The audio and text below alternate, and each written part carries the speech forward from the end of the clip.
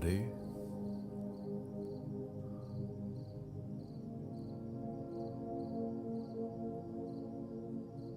Oh, hello. How are you doing today?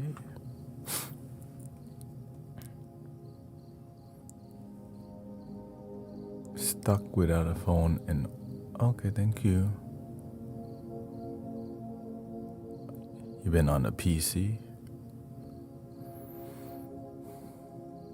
At least you got that, you know?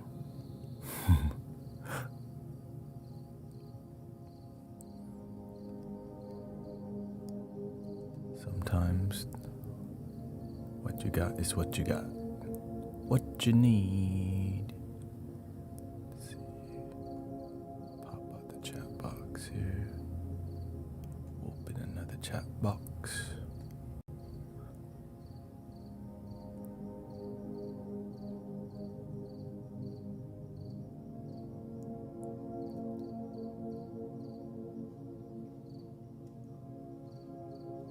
Oh, you got your hair done? Yeah. I mean, taking care of yourself improves your image, but if you rely on external too much, it's not healthy. It's good to take care of your image. Just enough to, be happy with yourself. 'Cause I'm happy. Come along if you feel.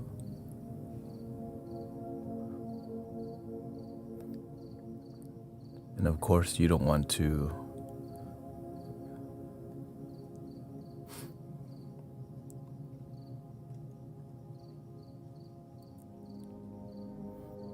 looks like it's Friday energy.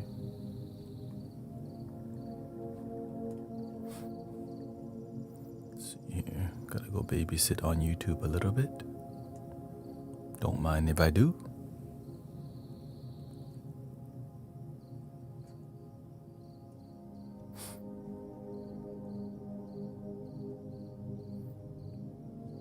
Remove user from channel. Let's see.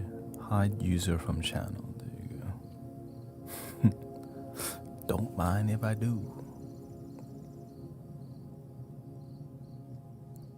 Hello, welcome Chloe, nice to see you. We are on Subscriber Friday. Whatever that means. Means I'm gonna focus more on less sound healing today and more possibly some Q&A. Possibly.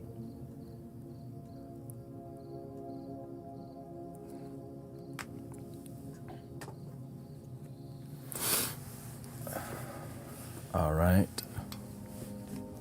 I'm trying this with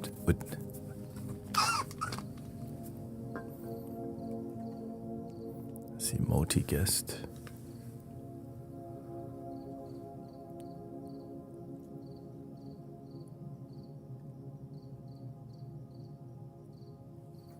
And we're going to be doing card reading also. Card reading and just basically podcasts with card reading and casual flutes if I need to.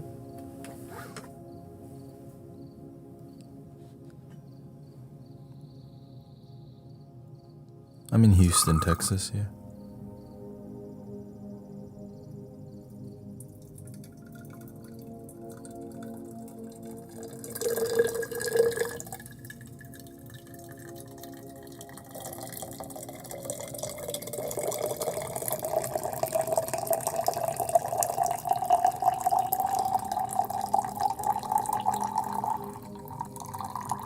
Tarot cards. Yeah.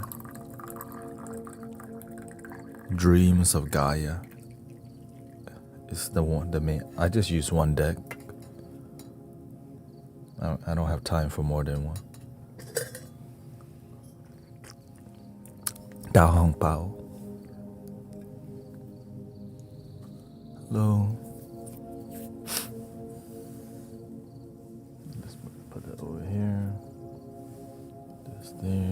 right there.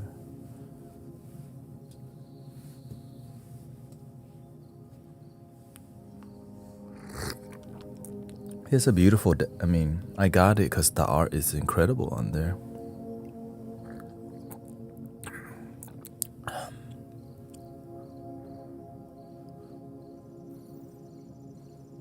Welcome, Sister Mir. We got Sedated Psycho, Mochi Boba Bubbles, Sarah Spirit.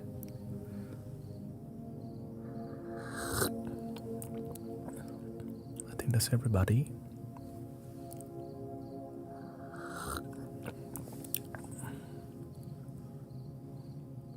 I use Oracle cards and I used Oracle for like I think 6 years, and then after, because I started using the Oracle deck like a tarot deck, but I didn't really want to switch until I was ready. And you don't want to just jump to the nicest flute. You want to start with basic, and if you can really get deep with the basic, then the advance becomes way easier. Yeah.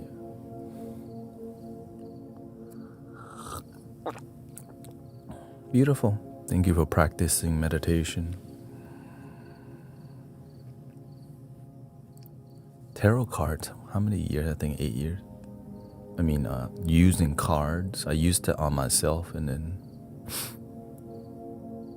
it worked.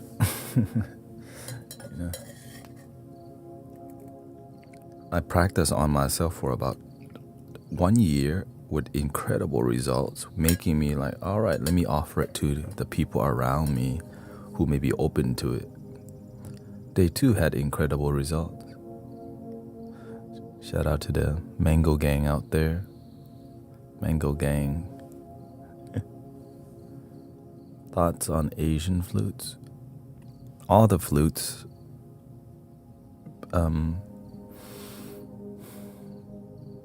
There is no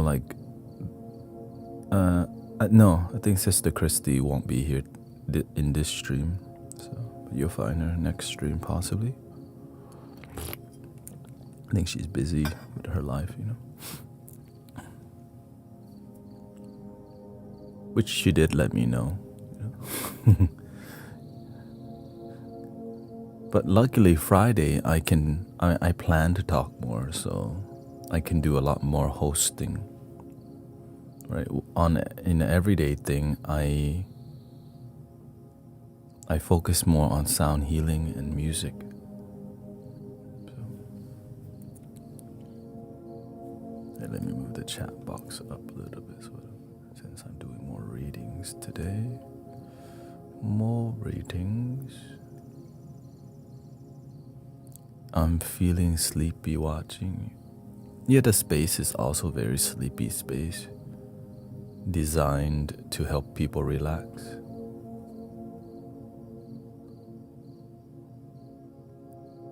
But today, if you have the courage to get one-on-one with me on a microphone, let me know, because that is available. When do I sleep? I just woke up an hour ago. I was really tired yesterday because I've been playing so much flute, y'all. I play a lot of flute, and for me to say I'm playing way more, like I'm playing more rhythmic flute, like I'm playing more musical flute, fluting, which is like,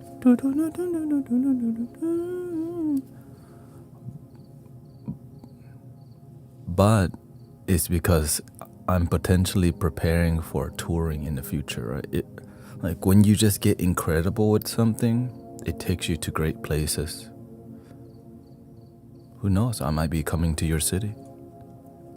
That's kind of part of the future vision. Right. I do local, and then I could expand my local presence, and then if I can grow my local presence, then maybe I won't stream in the morning stream. Like now, I'll just do 2 streams. The issue is I have to create content too and work out, so it's like, man,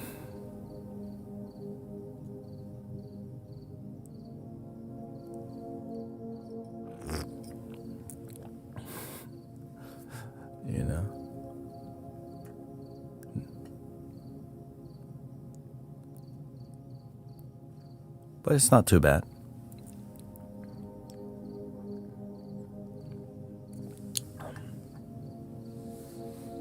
And the main part is that I know that when I'm challenged or if I'm tired, it means I'm actually working. A lot of people are too damn comfortable in their life, and they wonder why their life doesn't change, because you ain't doing SHIT. You're not going that hard, and then you want an incredible life. So many people don't go that hard, and they don't push, and then they don't have results. I see it for myself. Many people here want to love themselves, right? They say they promise, GT, I'm going to, and then they don't. Get too damn comfortable. I only take people seriously when they do the work, and when they do the work, they have incredible results. Really quickly too. Because a lot of people don't truly believe in what we're teaching in here, because they don't practice it. The people who actually practice what we do in here, they end up having incredible results quickly because they actually believe and they practice and results. And some of them are quietly succeeding. That's what I'm talking about. Welcome, Transcend JP.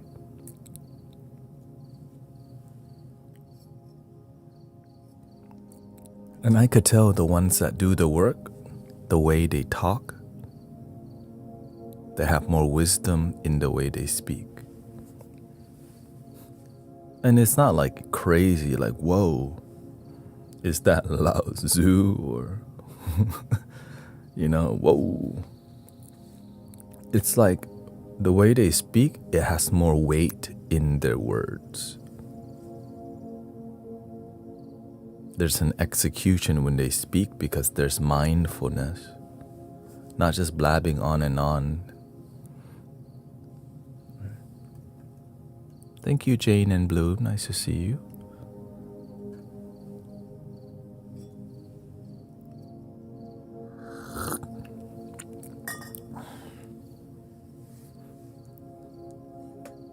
The truth is that whenever you gain wisdom and you're speaking a lot, people like to listen because it makes sense.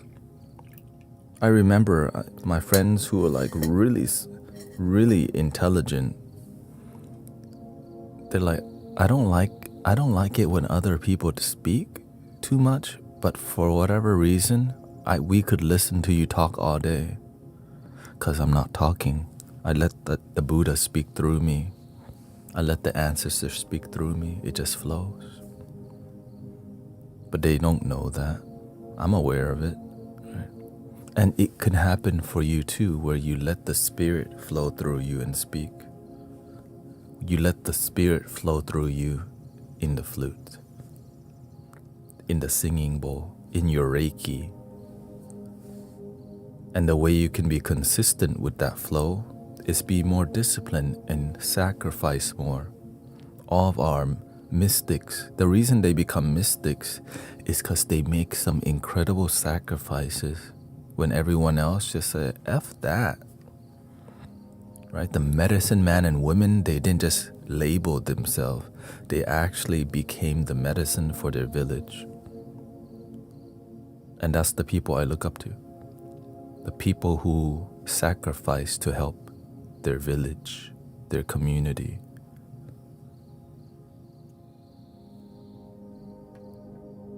And you can only help your village because anything bigger than a village, you can't really control or maintain. A village, you can interact, but when the village gets too big, it requires systems of control. Naturally. So that's why we need light workers in a village radius. Like wherever you're at, take care of your village, your environment. If you got an internet, like online village, right? I take care of this rate. I take care of Houston, Texas, and I take care of the radius that I do. Right? The people who come here, I got that. I got this covered. What do you cover? You gotta cover yourself first. That's the goal, right? You gotta get you first. Number one, cover you. That's why I take Saturday off now. Because I go so hard nowadays, I need Saturday. Mainly I just sleep.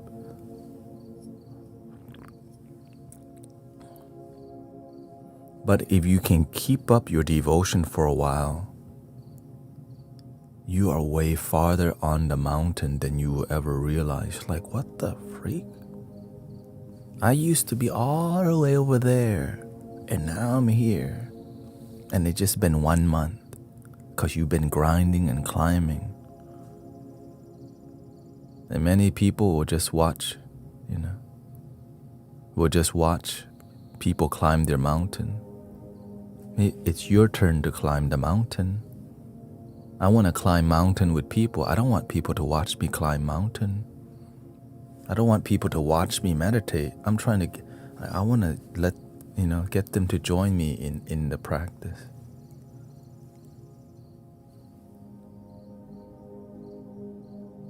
Okay, thank you, Sister D. She's going to the dentist. Welcome, David. Nice to see you. Today is called Subscriber Fan Club Friday. And we're going to do card reading. And we're going to do live public one-on-one if you have the courage to get on the microphone. And I hope it works. I haven't really. Welcome, Rising with Dawn. Thank you for your work. Check out Sister Dawn. Also live stream some sound healing in the morning time, right?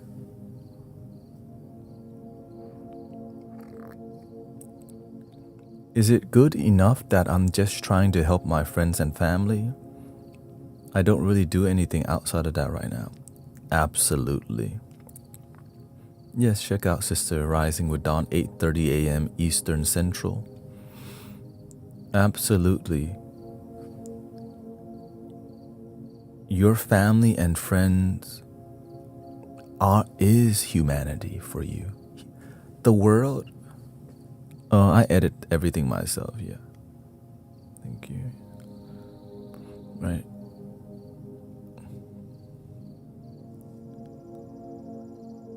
Take care of yourself first, and then your family. Many people skip helping their friends and family, and they skip that because it's hard to help your family. And then they skip to go. Don't skip healing your family. How can you heal other community when you can't even take care of your own? We're not saying everything's going to be perfect, but get everything to stabilize and be like people not fighting all the damn time.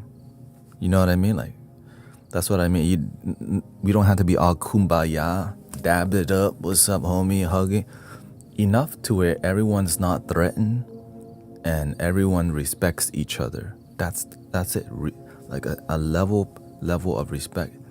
Then help others. If you can't get your own family to respect each other, work on that first.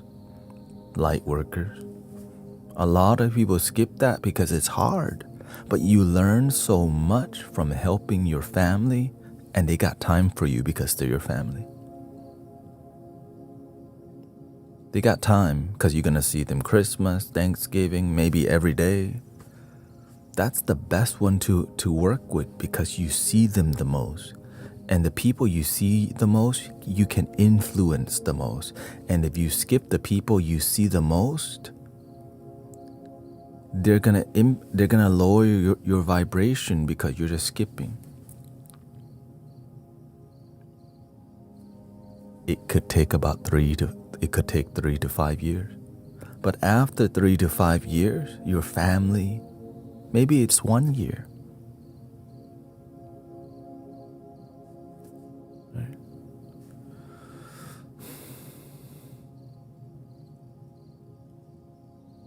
Thank you, yeah.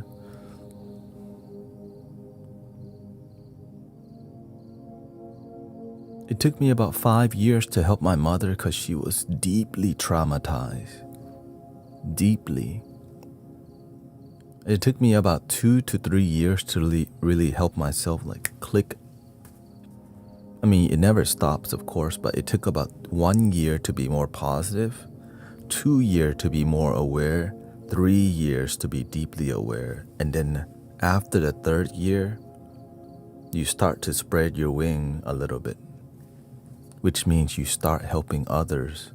And as you help others, you also help yourself. And imagine it just hasn't stopped. I just kept going. Don't skip your family. Get them to find respect for each other. It may be difficult. That's why we're here. You can have boundaries with some people, but make sure everyone has a level of respect and never settle for disrespect in your family. Because if you can get your family to respect and harmonize, then you definitely can help the world around you. And when I talk about the world around you, I'm talking about the world is your experience of your life. Because you can't be in Thailand right now. You can't be in South Africa, but you are where you are, and your reach is what you're blessed with. That's the world. Help the world you interact with. Okay?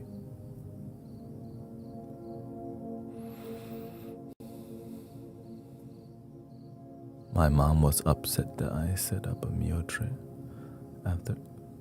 Yeah, some people have a hard time receiving. They don't want to be a burden to people. So we have to learn to be compassionate about people's insecurity to receiving love. Like my mom loves the I loves you, but she'll never receive it because she doesn't know how. She didn't grow up getting it.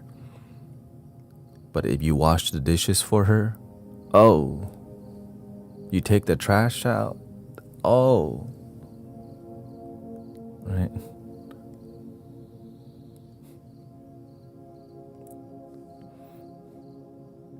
How can you help a bipolar family member?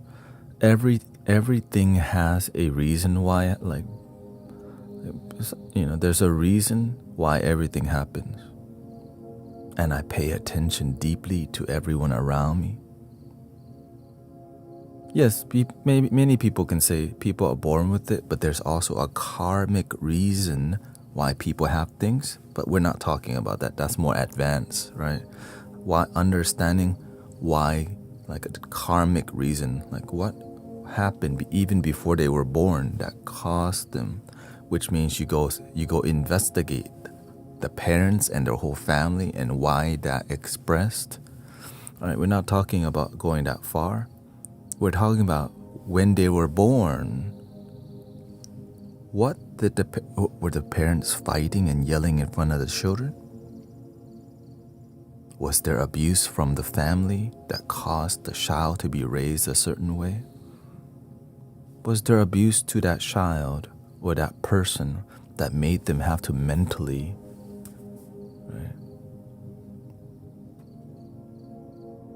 Because that when you have the bipolar mental illness or that activity, there's a glitch inside of you because there's something that is unhealed, like a nerve in your consciousness that clicks. Where did that begin? And that is the dirty work many people don't want to do, because many people who are trauma aren't just going to open up about their trauma unless they trust you.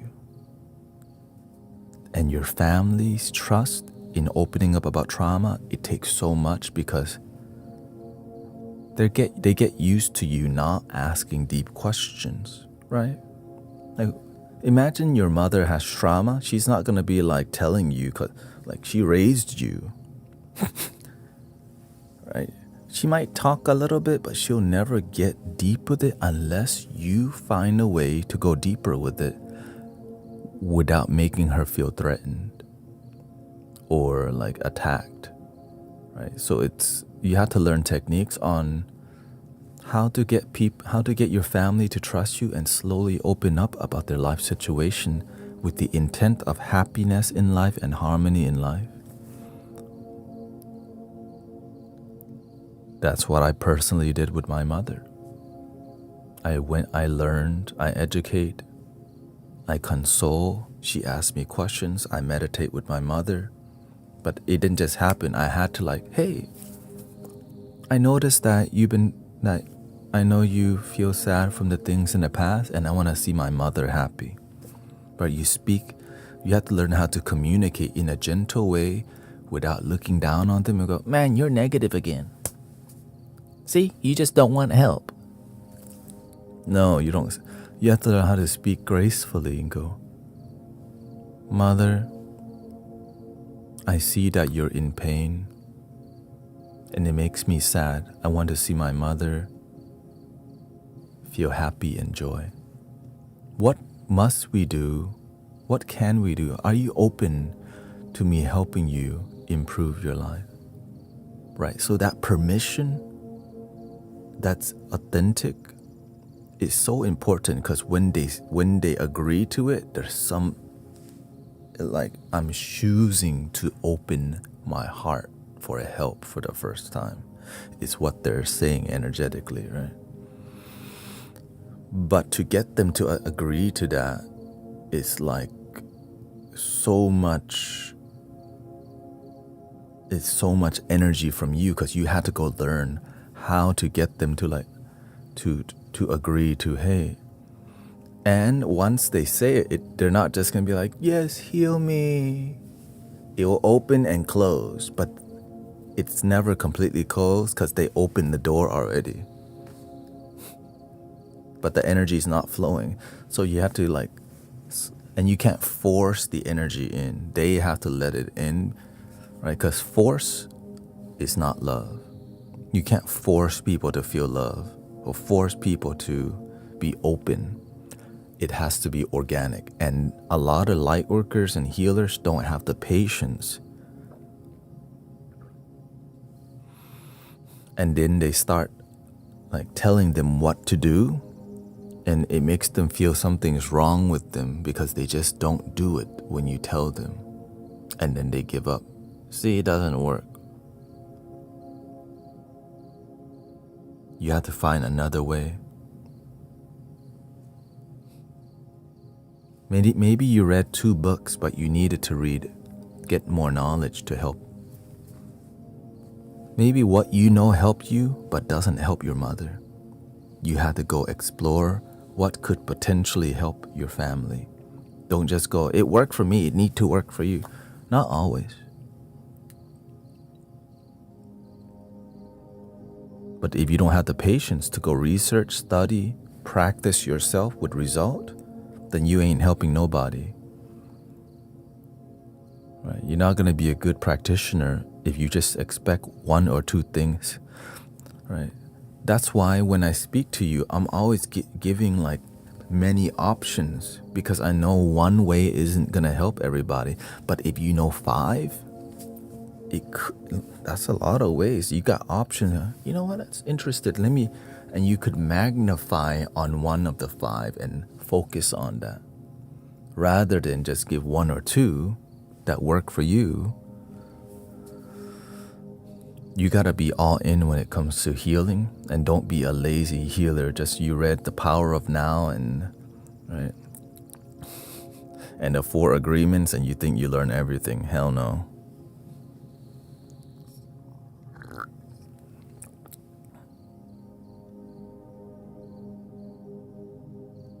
But so many people, they just read a couple books. And some people, they know a lot of books, but they don't actually have good results. That's another issue. You can read a bunch of books and have no profound and masterful results. You need to practice the things you study and master the things you have read. And mastery of books, it takes time, at least 1 or 2 years. But when you master something, you never lose those skills. It becomes a part of you because you really studied it. And that's when you become open to more knowledge. But don't move on to new knowledge if you haven't mastered the one you're deeply interested in, such as meditation, breath work, right? Books that inspire me would be like the five love languages, Thich Nhat Hanh's Communication, the art of communication, right? Like spiritual liberation, even studying the Buddha's texts, the Four Noble Truths, the Eightfold Path, and then studying other yogic paths like Tibetan Buddhism and how it's done. And then eventually a teacher will appear because you're a good student. A master teacher will appear in your life when you are a master student.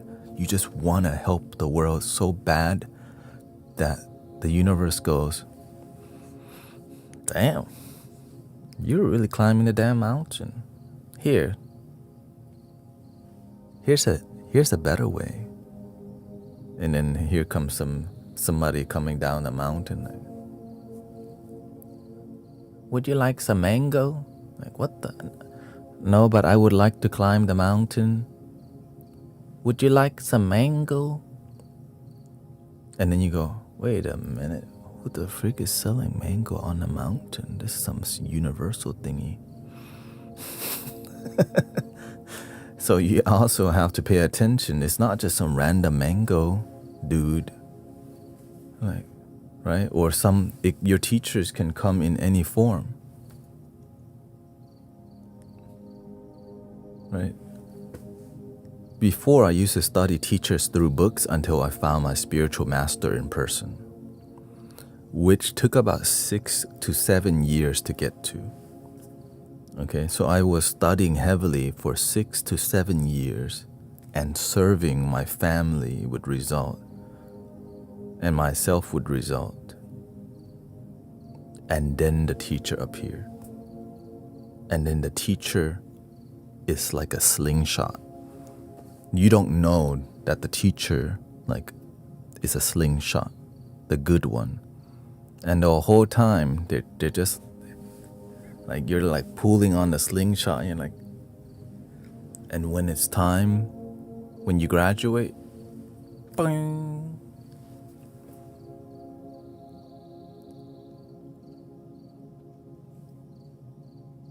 If you respect them the whole time and stay focused. Because a lot of people find good teachers and they don't take them seriously. It's too casual. Don't get too buddy-buddy with your teachers. You're there to learn to be a teacher yourself. If you're too buddy-buddy with your teachers, you're just there to hang out. And we're not here to hang out, we're here to change lives. So when I go to the temple, I'm not here to play around. I'm here to learn something so I can use to help humanity, help myself.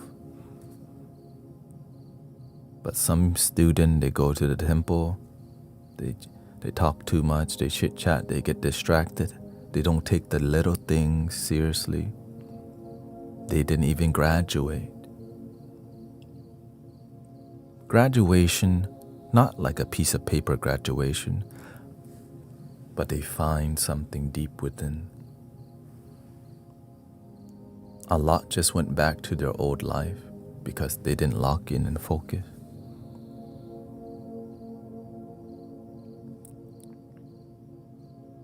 And there's a gap of learning, 4 to 5 years. If you don't learn anything, like my commitment to the temple at one point was, I'm gonna stay here for 8 years.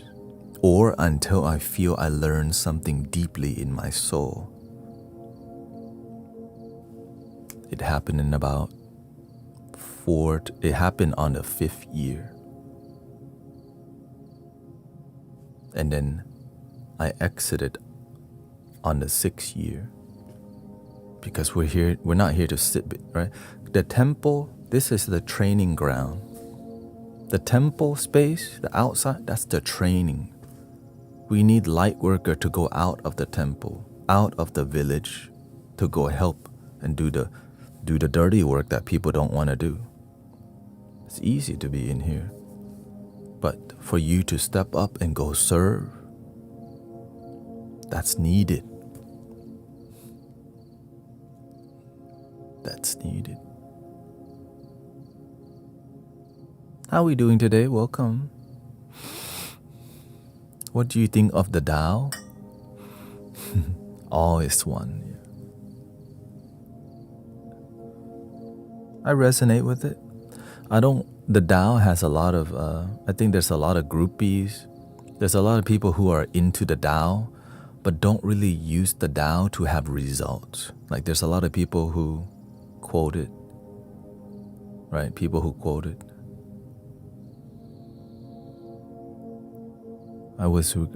Welcome Green Gears, Brandy, nice to see you. Many people romanticize philosophy and don't use it to have actual results. I stay away from those people because they waste my time. Let's see. She says, I was requested to do a sound bath for someone who has Tourette, so I'm off to figure out that. Have fun, sister. Let the universe do the work. We just become a good instrument. How long are you out of the temple? Completely out? About 2 years. All right. Yeah, about 2 years. I used to go every day for about 4 years. 4 to 5 years. After the 5-6 year, I only went once a week because I needed to develop my own path outside of the training ground. Right? So see this, for the light workers, see this as like a place you can train and ask questions and develop. Because there's many people who are locked in here. But eventually, as you raise your consciousness, you're going to go somewhere else to serve. Because we need that, right? More sound healing live stream, more mentors around, right? People need help. Our elders need help. Our children need help. Our parents need help, right? Our neighbors need help. The cats need help. The dogs need help. You just find where you belong and serve fiercely. Right? I focus on sound healing and wisdom. Right? You maybe focus on veterans, on people who went through war, and that's the right, like the Marines who went through war and was forced to do stuff they didn't want to do and need help. There's a lot of that. Heavy PTSD. And so they need a lot more spiritual help because they've seen spiritual pain, right? Or they were part of spiritual pain.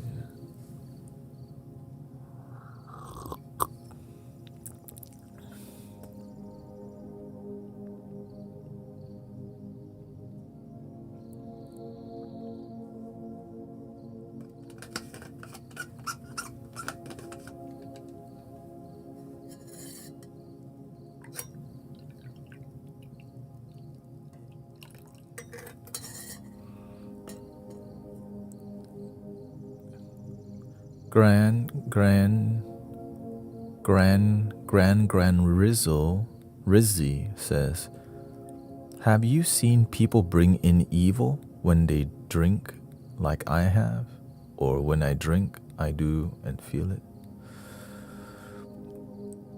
Anything that alters your consciousness can trigger something. Evil and negative thoughts, or like let's say deep negative thoughts, come not just through drinking, but bad discipline and hygiene. Like for example, one of the ways that evil and demonic thoughts arise is from not having good sleep. I think that's the main one. When you don't sleep good, you think weird, and then you drink coffee or alcohol, and then you've been traumatized, you go traumatize people, right? You eat bad, and you feel bad, and you repeat that for years.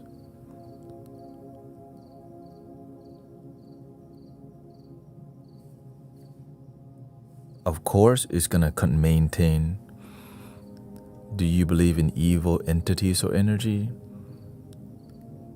No, but I do believe that there's a perception of evil entities that come from your mind, but they don't live in the heart. For sure. Yes, evil entities exist only in the perception of the mind. But the way you clear it is to have people live from their heart. Things like mantras, music, community, things that ground people, help people, nature. It helps people live in the heart space. But when people aren't living in a heart space, instead of they live in doubt, fear, and worry, of course, I've crossed paths with many people who were talking to demons and the universe told me to go help them. And now they're doing great, right? I still talk to people. Some of them get into hard substances and get into a dark space. And the opposite can be true. Some people, they just completely spiral and become consumed by that and won't come back because you can't save everybody. You can't, you can't help everybody, but you just, you try.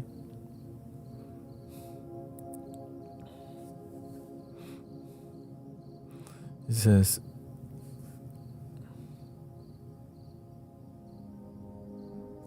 yeah, and then there's people, and of course people will be threatened by people like me. Like I have a dude calling me a false prophet.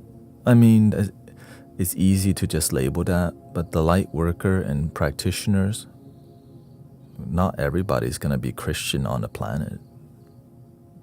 But it's just easy to label somebody false prophet just because they're not Christian. It's so lazy.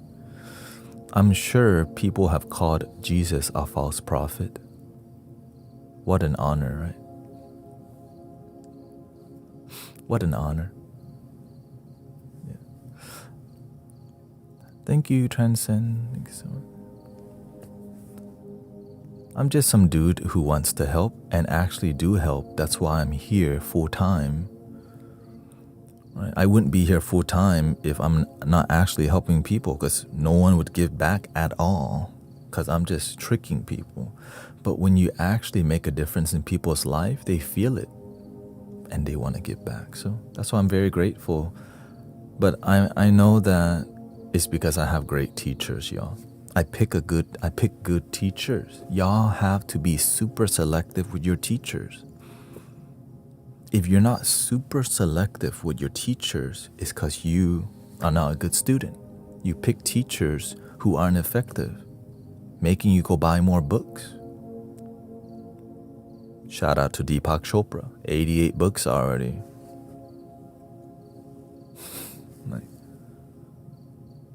The moment I saw Deepak Chopra, I'm like,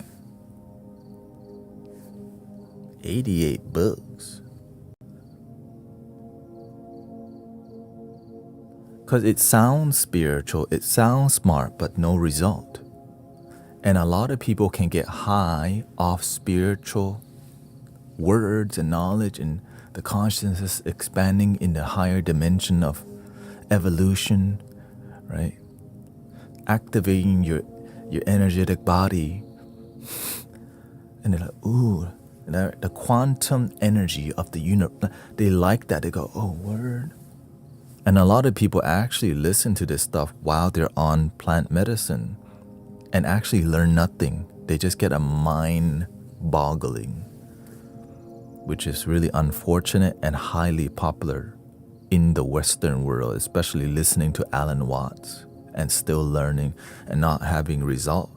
But they just go, I love Alan Watts, and don't practice a single thing he teaches. You know how many people... There's so many people that do that. Don't be like that.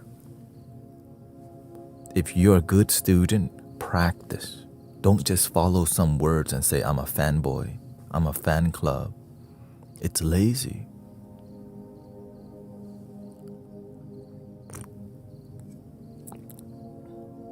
Use the tools, right? All the studies, learn, execute. Green Gear says, I'm coming up on seven months without plant medicine. Do you still need it, bro? He says, I guess you didn't need it after all. Thank you, KK. Slime Bucket says I do. Welcome, Sandy. Beverly says, GT, I had a panic attack today out of the blue while at the dentist seeing the hygienist. Couldn't understand why. Feared my tongue would get in the way, but I don't know why. That's okay, sister. You have work to do. Shout out to nicotine-free Chloe. Thank you so much.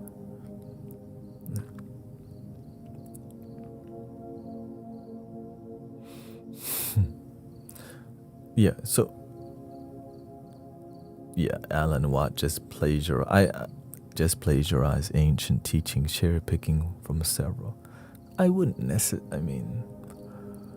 That's one way to interpret what he did, but he brought a lot of the Eastern philosophy to the Western world. Even if he did, I don't think he took credit for it, but people who don't know better give him credit but he went and made it interesting. So I gotta give him credit for bringing the Eastern philosophy and making it to the West and making it right, because now you at least have an access. So he's some sort of somebody who brought the knowledge over, and there's some credit that he does deserve, right? Because that matters. Now the West have access to Zen Buddhism, Tibetan Buddhism, Welcome to Shangri-La. Welcome, and his tone, people love the cadence of the, National Geographic tone, scientific tone, and then talking about some spiritual stuff. So, to Sister Beverly, you gotta lock in. The panic attack, it comes when you have more faith in your fear than your practice.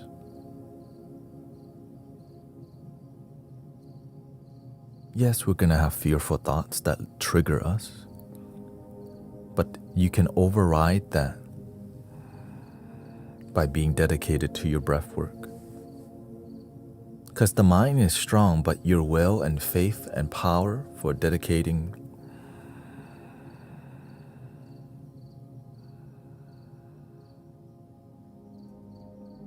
that's when you go into your gratitude. I trust in the moment. I'm grateful the doctors cleaning my teeth. I know my mind is spiraling, but I'm going to spiral into my breath instead. Breathing in, I'm aware that I'm breathing in. Breathing out, I'm aware that I'm breathing out.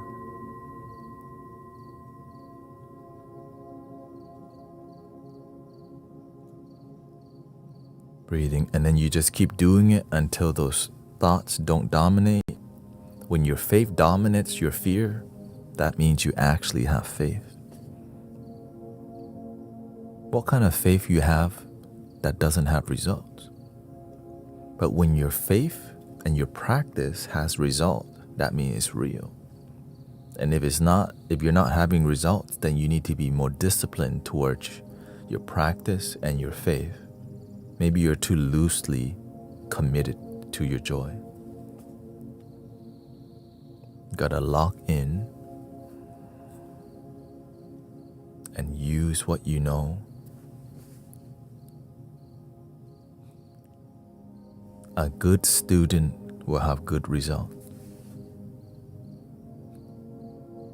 And a great student will have great results. You plant mango, you're not getting banana. But if you plant mango and you got banana, you planted banana.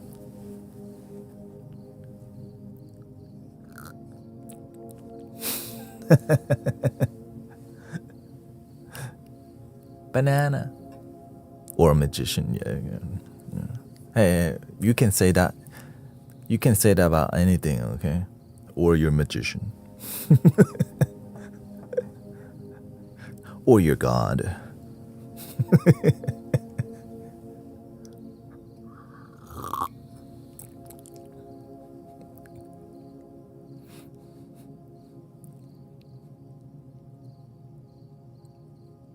Welcome, Ray Cartagena. Welcome.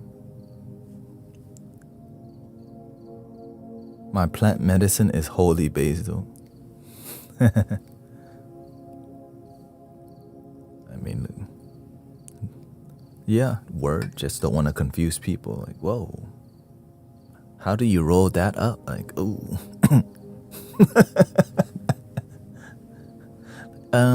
Not that kind of holy basil.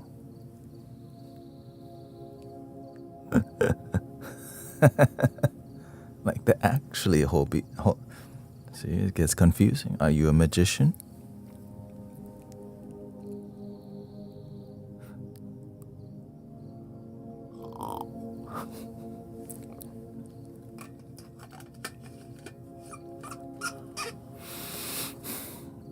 All right.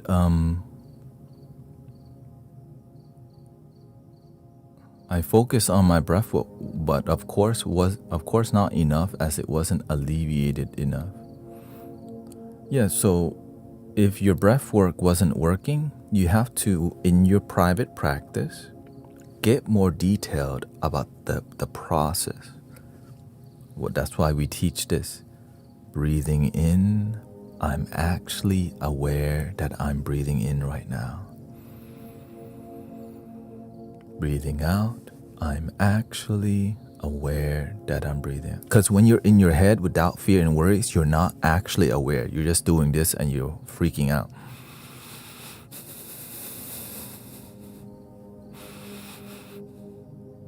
Okay? Breathing in, I'm actually breathing in the molecule of air into my lungs. Breathing out, I'm aware that I'm exhaling the air from my lungs.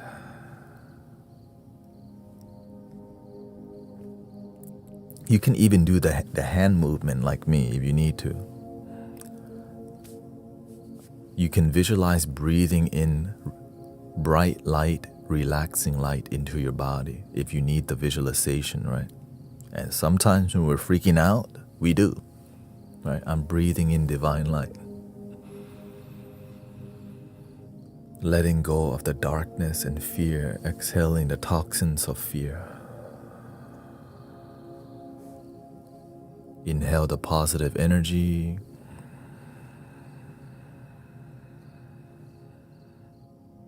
Releasing the fear.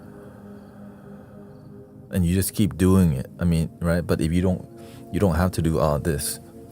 Because sometimes you're not trying to get attention to you. But when you're with the hygienist and doctor, you just might as well do it. It's just you and them. I'm going to do my breath work right now. And you know what? They're going to start doing it with you. Just because when you see somebody doing this, you almost want to join in. Like, ooh. Without knowing it, because when you hear people breathing, there's something sacred about that because it's life, right? Your breath is life.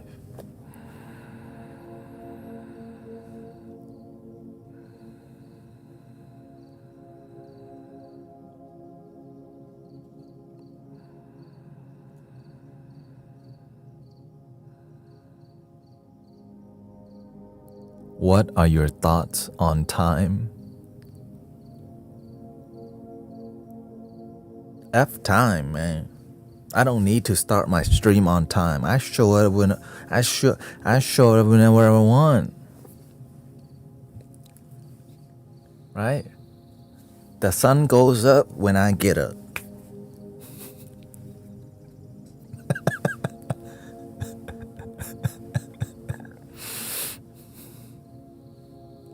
On a spiritual level, there is no time. On a human level, it's 3:59 p.m. in Houston, Texas right now. Burger King closes at 10. If I go to Burger King at 11, they're closed. But there is no time. How dare y'all close on me?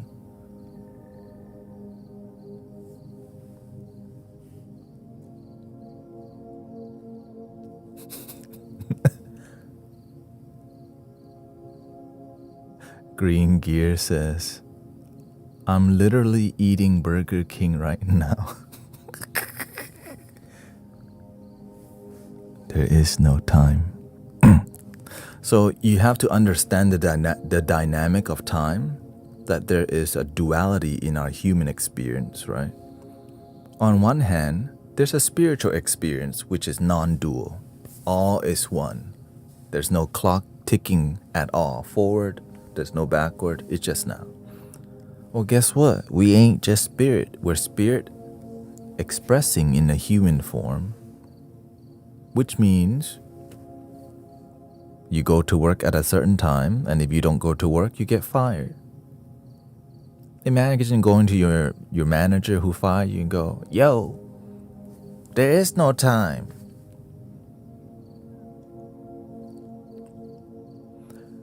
We have to have better spiritual education. And a lot of times people lose a sense of time when we're doing too much plant medicine, because when you're experiencing plant medicine, it gets you to be in a more state of non-time, because your brains fall up, right? Your brain, like, it's already like all over the place, and you're not really grasping a sense of time. So the dangerous part about the plant medicine is when you abuse it and you're attached to it,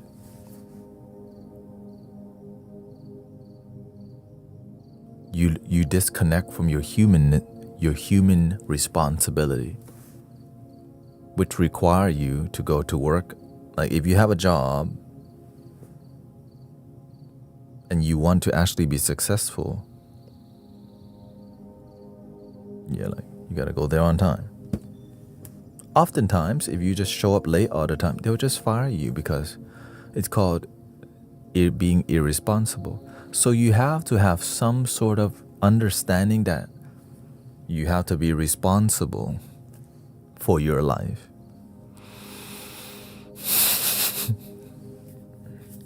The basic. I know, it matters because a lot of people don't understand that you need to have that basic. Yes, we're spirit, non-time, but we're spirit having the human experience. You got to go to work. Right. Many people who don't understand that just live in there is no time. We're just, right? Time is just a mental imagination made up by human being. Time zones, nope. No existence of time zones. Right? We made all that up. Right? Or what's it? Daylight saving?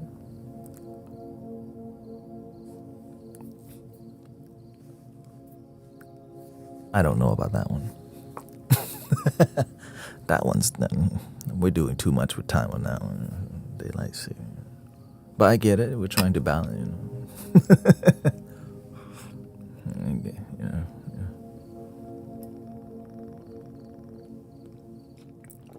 Oh, hello, Sister Alexandra. Are you doing black magic? I mean, what kind of magic do you prefer?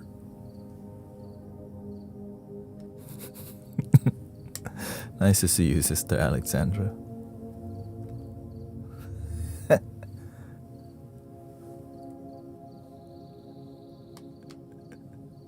What kind of, like, I knew it. You're very interesting. Oh, thank you for being here.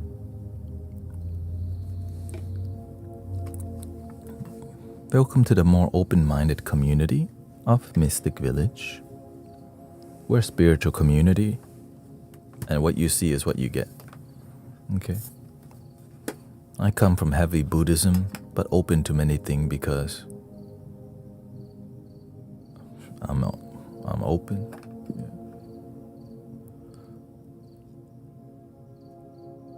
I have successfully conquered my insomnia, says Alexandra.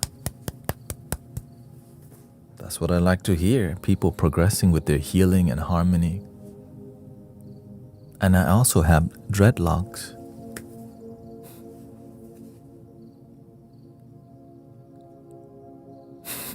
I know this. It's a side thing.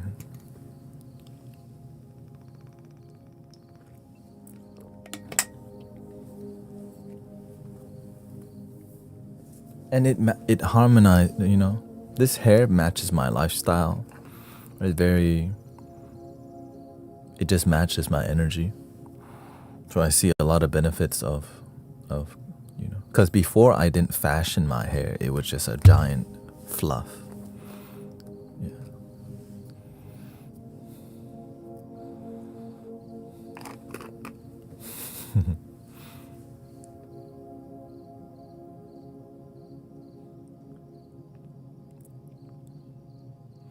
Oh, you have fear from PTSD? It happens, yeah. Thank you.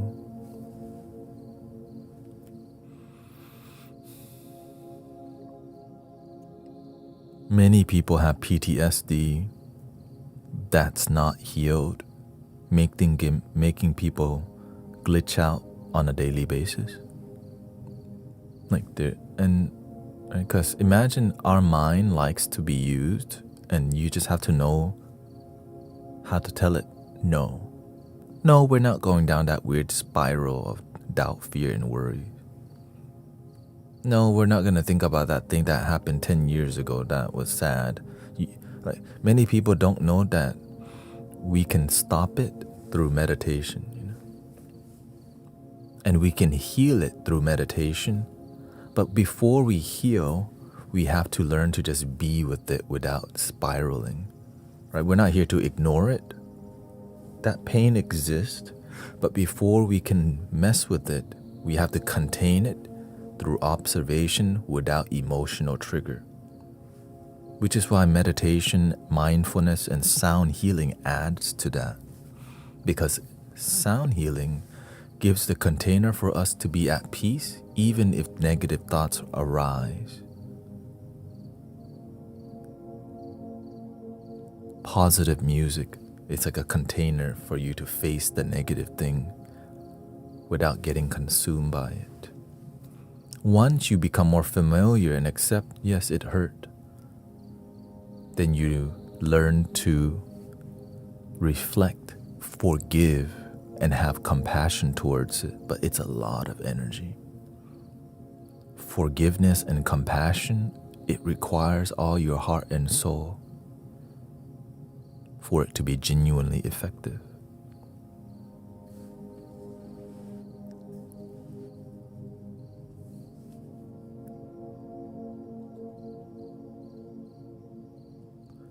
Slime Bucket says, I got over my PTSD with going to the track and watching drag racing, but I guess it's just overcoming the basic trigger. There's many ways to heal. It's not limited to just spirituality, like cooking something delicious, eating something delicious. That's a dangerous zone, right? Exercising, animals, nature, flutes. Okay, no, I just like playing the flute.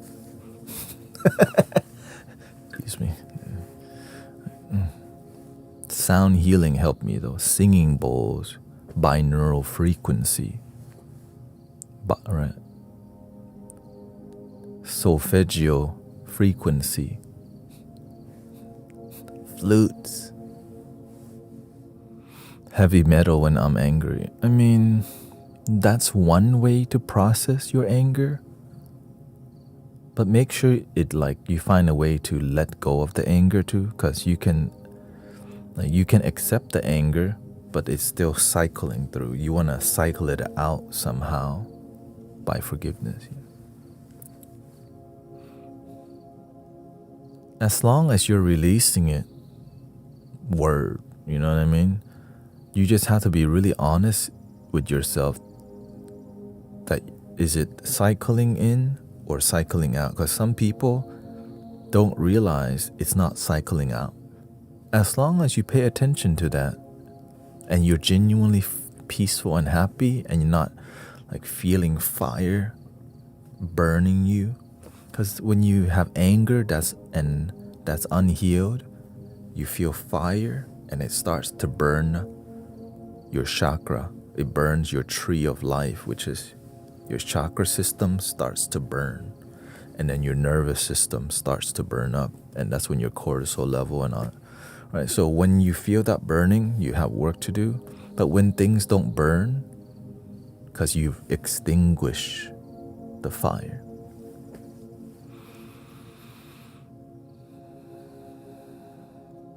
I've listened to heavy metal, right? Because a lot, and then in the past, what was popular was Linkin Park, and at that time, like let the body set the flow, Slipknot, Tool, and all that. I went down a rabbit hole of listening to heavy metal for maybe 3 years because I needed to find something to match my misery, and I was like, System of a Down. So I felt what the music matched what I was feeling, but I didn't know what that meant. And I like to explore music, and so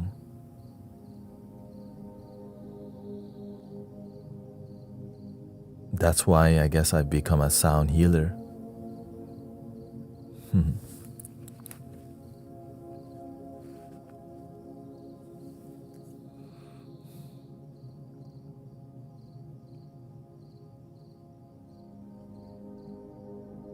Chad says, it's true, I relate to the fire extinguishing meditation and grief work.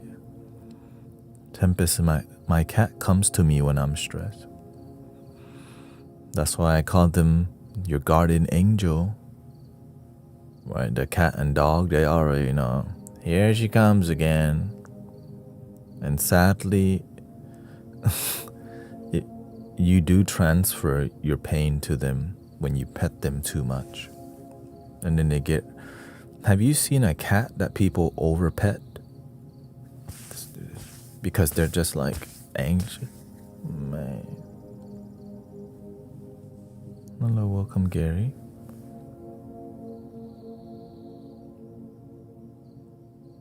When I see a cat that's anxious because their owner be doing too much, I just go give them a massage in there, and you can and they're like, their muscles are tense, so I'll just go give them a full body massage if I have a chance. Now I don't have as much because I'm here with you, massaging people's cats and dogs with sound now. So a lot of dogs and cats listen to the stream, actually. Cats and dogs.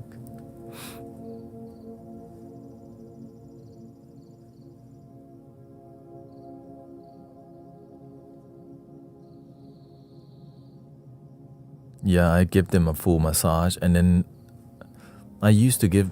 My cat abuses me. What does that mean? You have to have better boundaries with some animals. It's not that they abuse you, it's that you have to have boundaries. It's like they're used to doing something to you, but you can't let them. So when you have good boundaries, then they stop. Bites and scratches me. Yeah, so some cats are more feisty by nature, so you have to learn to command boundaries and let them know, hey, no, if you're gonna do that, I'm not hanging out with you. Then they start to chill. But if they scratch you and bite you, and then you continue to like give them that love, then it teaches them biting and scratching. I'll still get love if I bite and scratch.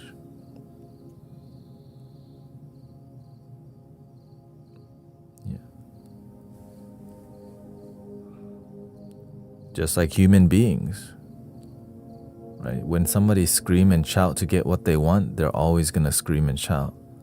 But screaming and shouting is not like a good thing to do, all the time. Yes, sometimes it is, because if there's a fire or something happening, the exit is here, right? You use it. Love your damn self. So a lot of people become entitled and spoiled because being entitled has worked for them, and they just never learn until somebody teaches them no, which sometimes it's really late in life, and it could be so bad that they start to be abusive with their entitlement, which means they just expect things and then they get it. And then if they don't get it, sometimes people will manipulate, which is because their parents taught them that way. Their environment or their guardian taught them that. So when people are entitled, it's not accidental. It's environmental. They see it, they learn it from somewhere. They see this tactic as a child, and then naturally they grow up to do the same. It's like people who come from a family of smokers also smoke.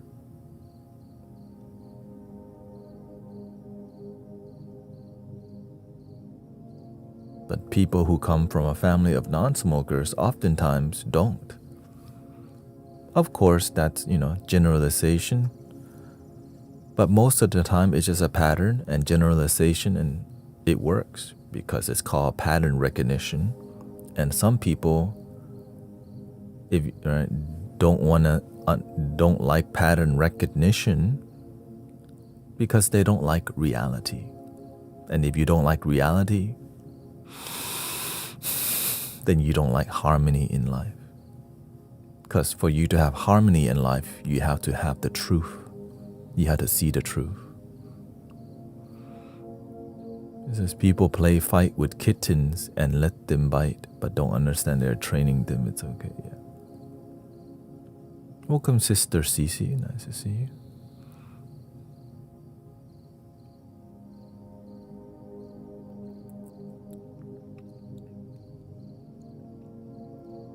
Anybody want to get on the mic? Or I can give you a card reading live on the mic, or even not on the microphone. Today is Subscriber Friday, Fan Club Friday. I think that's a bit, fan club.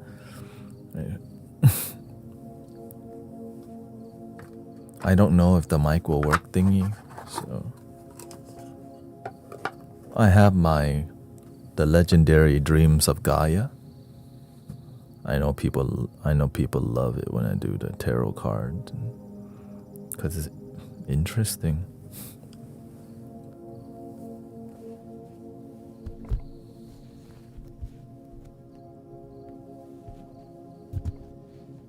I volunteer green gears again. You can't volunteer for somebody else. Okay. It's just you. Yeah, you can't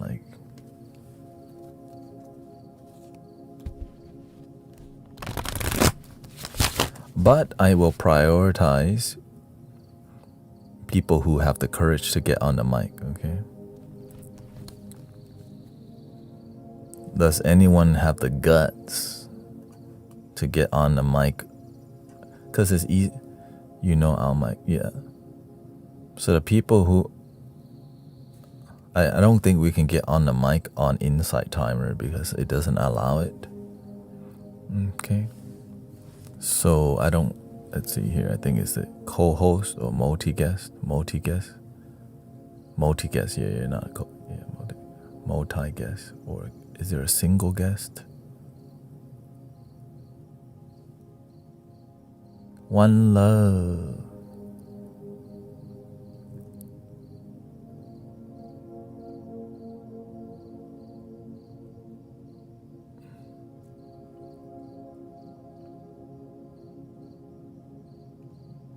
Okay, I haven't done this in a while.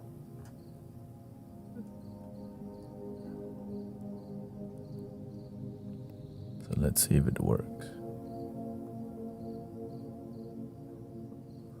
Hello? Hello, welcome Sarah. Let's see, can everybody hear Sarah? How are you doing today, sister? Sarah Somatic.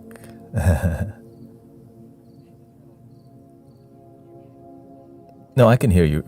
I can hear you pretty well. Yeah. Okay, they can't hear you, so I gotta fix that real quick. That's why we're kind of. Let's see here.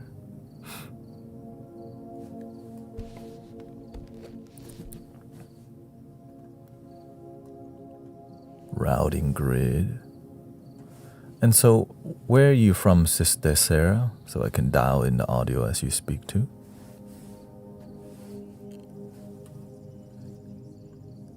Beautiful. And how long have you been watching the stream?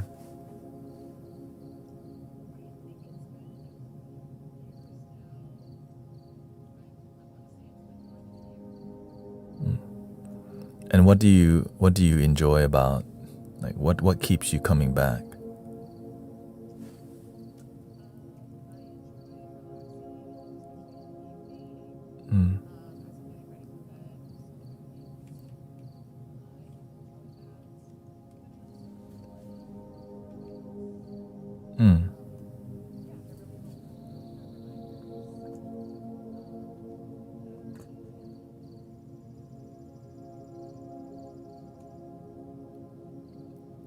No, no. I'm just trying to test the sound right now, so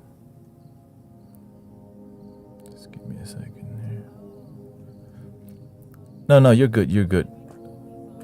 No, you're good. It's on my part over here just because it's complicated. I would like to say it's not yeah,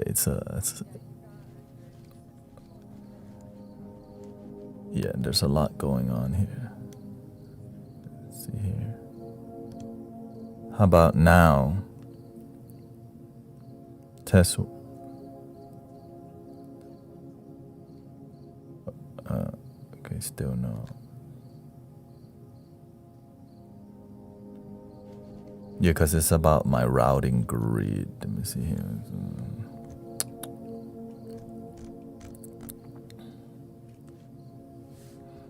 And have you got a card? Do you get a card reading before, sister?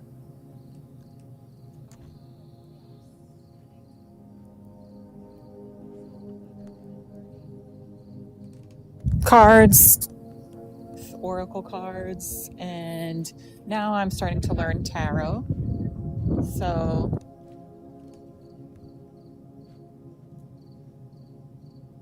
So I'm familiar with them and just in the process of learning it all.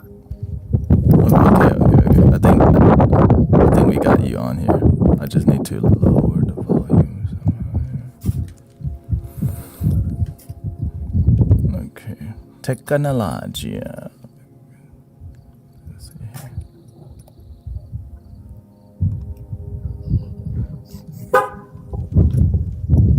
Oh. Let's see if I can.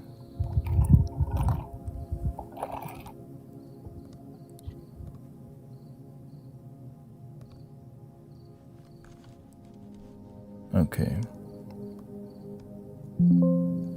All right, I think we're ready for you, sister. I think everyone can hear you.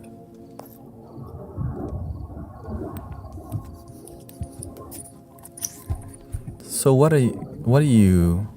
This is Sister Sarah from Boston. right? That's right. And who's getting into tarot herself. Yes. And are you a meditator yourself also? Or do you meditate? Ish. I do. My practice in the past was much better and more often daily, which it kind of fell apart over the past few years. And I'm getting back into it now. And what when you meditate, how what's your main thing that you do? So a combination of guided meditations and also sometimes just a really simple sitting and observing the moment, thoughts, and sometimes with a little music in the background, sometimes just nature or wherever I am, learning to accept the moment.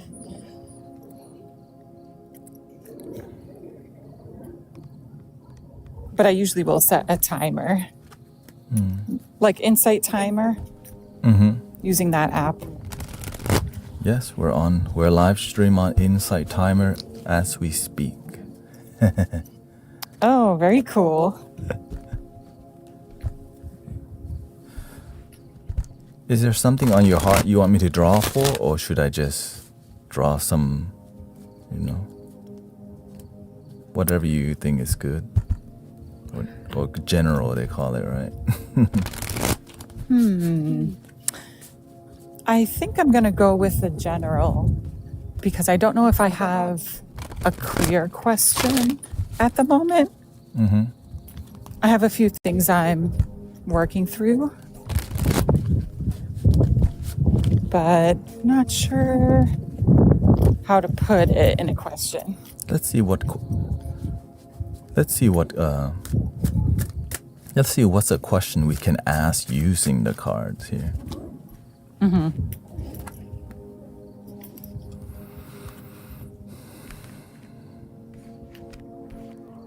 Do you feel successful in your life currently? Yes and no.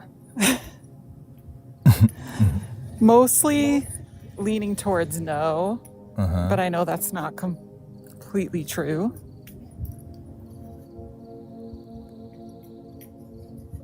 What makes you say you're not successful in life?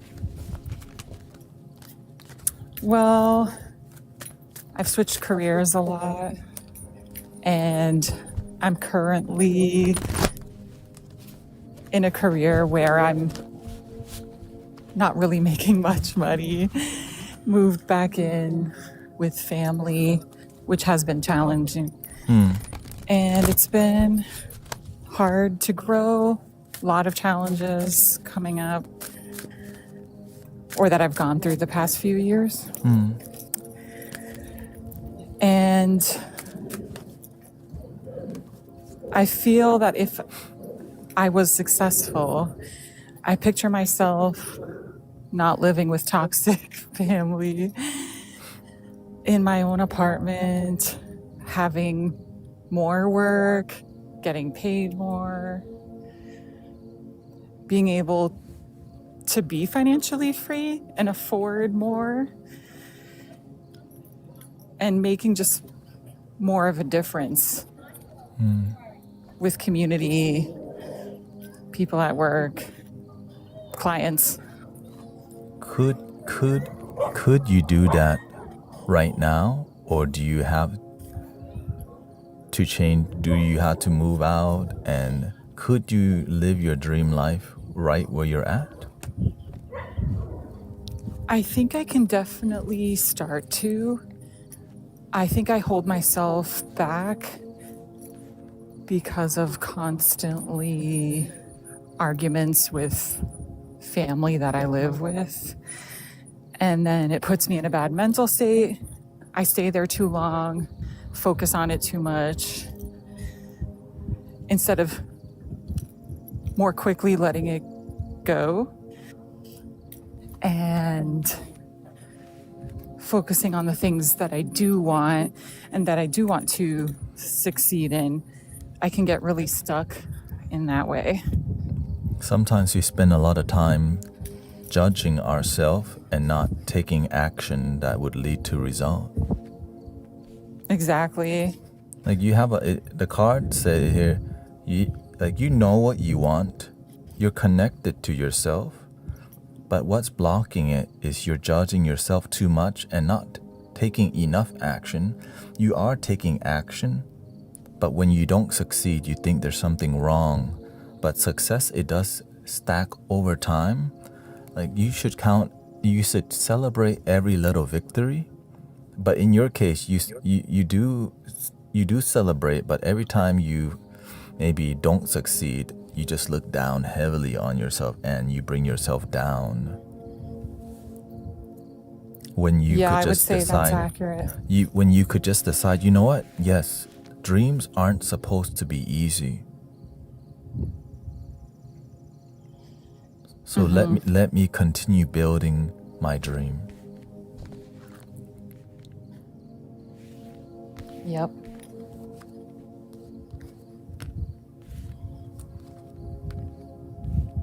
It's like you're very ambitious, and there's a lot with money in here. Like you really want it, like, which is fine, by the way, right? You want it, but you have to find something. You have to find the wealth beyond finances too, because it's gonna lead you to actual finances, right? Like abundance. Abundance that's beyond financial will bring you financial abundance. How do you feel about that? I can agree with that. Sometimes you start something that doesn't seem like it's going to lead to more, but it does. You know, it might turn into something bigger. You might meet new people, make new connections, and it leads one thing to another. Where does your family expect you in success? Because there's a lot of family expectations of what kind of abundance you should be producing, it looks like. Yeah. How is do you have or do you have a lot of pressure coming from your family about where you should be and what you should do? A little bit. Not too much. Or a little bit. I would say like a average amount, somewhere in the middle. What about expectations of like motherhood, or are you and like expectations like societal roles? Because there's some expectations about building yourself here, and is there any family pressure on, or is your family giving you any pressure? How about that?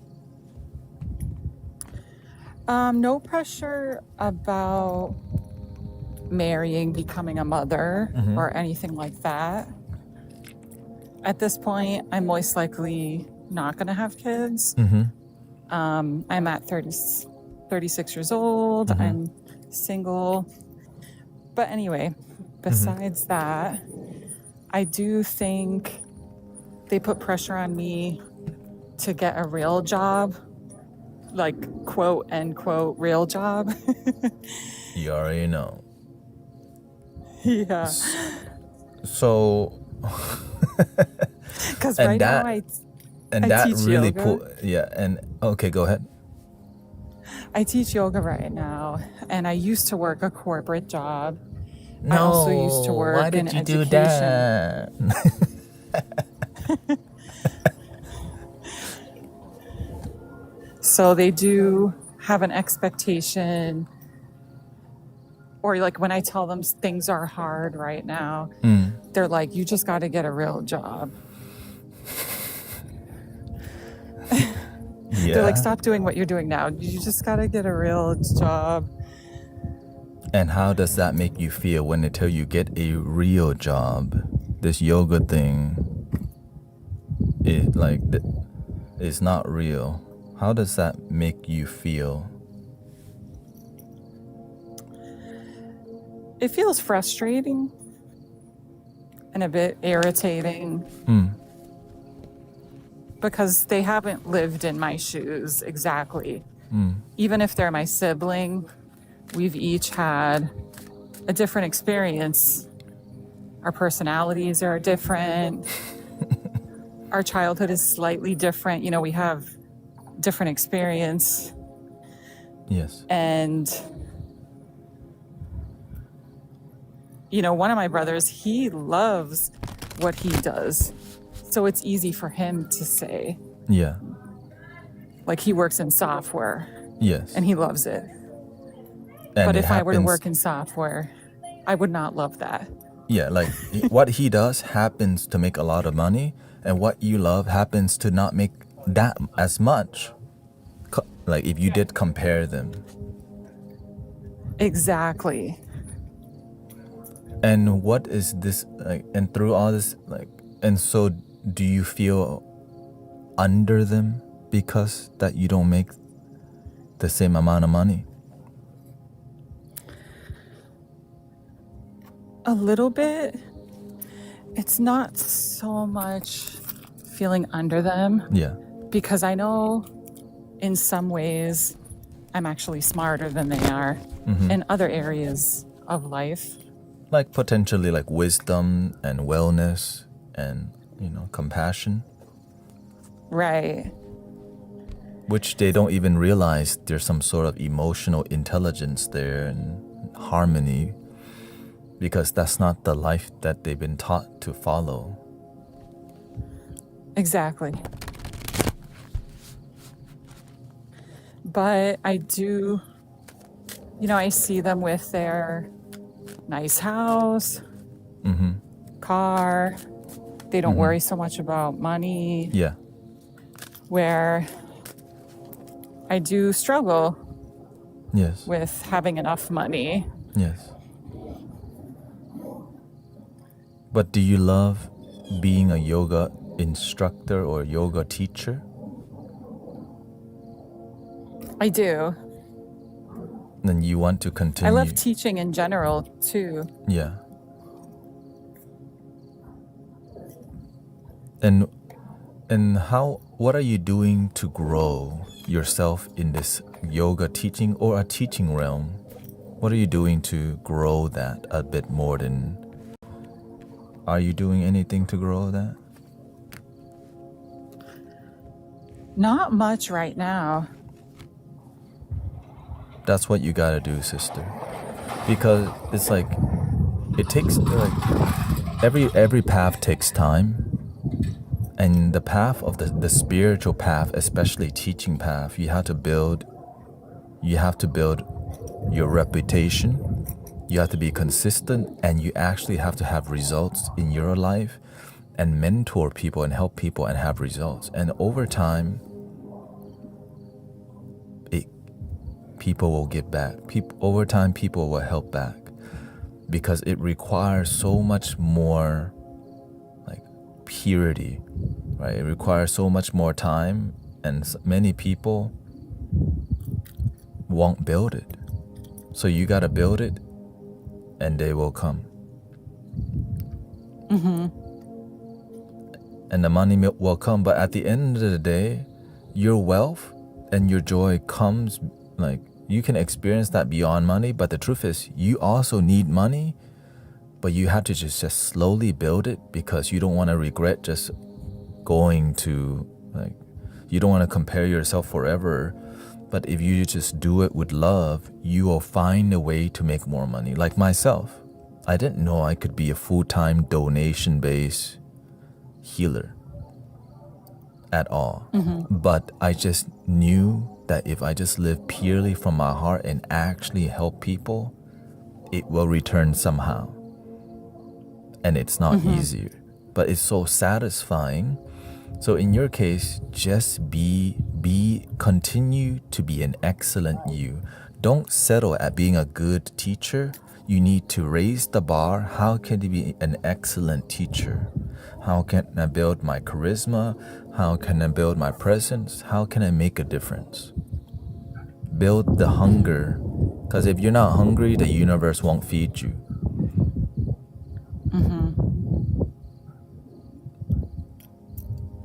Anything on your heart? What's coming up is I've been focusing too much on my lack, like what's lacking in my life, instead of focusing in on that hunger that you're talking about. Naturally, because the people around you are doing that with you. They're looking at, hey, just get a regular job, because they look at you and they go lack. Yeah. So you look at yourself and you go lack. And then everybody believe in lack and wonder why we're not succeeding, because they look at you and lack, you copy that. So that's why you have to learn to be consistent with your mentality and don't let those people's words affect your consciousness through more discipline. I am enough. I am finding a way. It is happening. But if you listen to those people's words, okay, and then you let it go into your heart space, you'll believe I am in lack when I'm a yoga teacher. Don't let that get to your heart. Just go, I will find a way. Let me serve fiercely. Let me be an excellent teacher. Let me improve my techniques. Let me be deeply authentic. And I know a way will be made. You just have to be willing to sacrifice and fiercely serve. And it's not supposed to be easy. That's why many people just go, just be like everyone else. Sarah, right? But that's not the path. You chose this path and everything's telling you, don't go here. It's just easier down the road. Right? Everyone's telling you, go through the tunnel. Why climb the mountain? Yep. Always remember your why. Why did you choose the yoga teaching? Because it's love. You feel satisfaction, fulfillment, inspiration, awaken from it. Never forget the beginner's mind. I learned this from Thich Nhat Hanh. Keep that hunger and the beginner's mind alive, because that passion is required, because this path is non-traditional. Like the Buddha and Jesus, they didn't do it because they were going to get a salary. They just want to make a difference on the planet. Never forget that hunger, that drive, and the universe will help you find a way.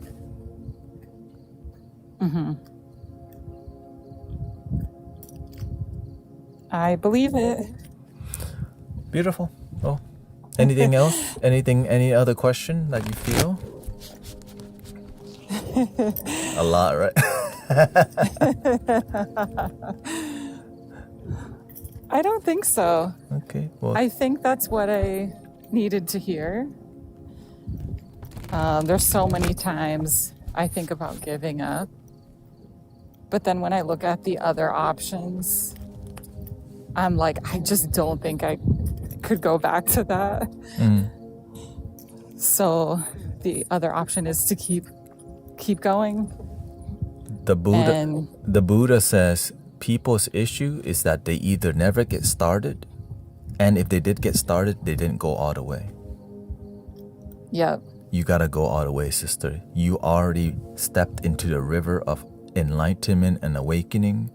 You just gotta flow all the way to the ocean. Whatever it takes, just go. Exactly. I feel like I haven't given it my all yet. Like, just as you said, and what Buddha said, taking it all the way. I feel I haven't given it that full effort. So whatever it takes to discipline that hunger is what you gotta do. Like, that's why my schedule is so crazy, because if I'm not hungry, I'm not gonna have that. Because the difficulties in life makes me more devoted to service. Because I know that how the hell are you executing this crazy schedule? Because I'm about that life. And you can tell right away by the cadence in the way people walk, their tone of voice, the look in the eye, if they're about that life or not. And but the main part, when you look in the mirror, are you about that life? The way you eat, are you about that life? The way you carry yourself, are you showing you that you're about that life? Or you're just doing it half ASS, you know what I mean? So you know where to. That's why my teacher always talk about be excellent. Don't just be good. Don't just be great, but be excellent, the best that you can be. And somehow, some way, a way will be made. And I know you can find it, sister. Or it will find you as you surrender. Thank you. Thank you. And thank you for your time. Thank you for being open to the first live discussion here. So shout out to Sister Sarah Somatic from Boston. Thank you. Thank you so much. I feel honored to be the first. Thank you so much for your courage to be here. Thank you. Thank you for doing this. Of course. I love this. Shout out to Sister Sarah. It's more like spiritual mentoring, life coaching, mixed with card reading. Everything that you might need. Let's do a little ding ding.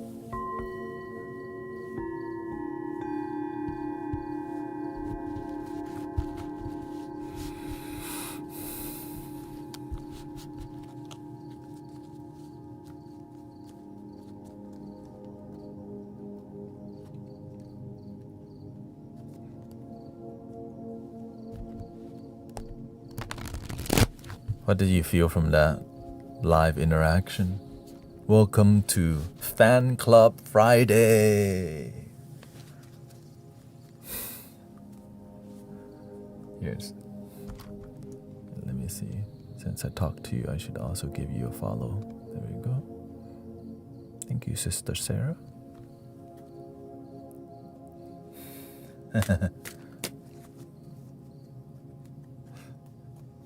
All night, all day, we be doing stuff like this. Did we learn anything from Sister Sarah's interaction?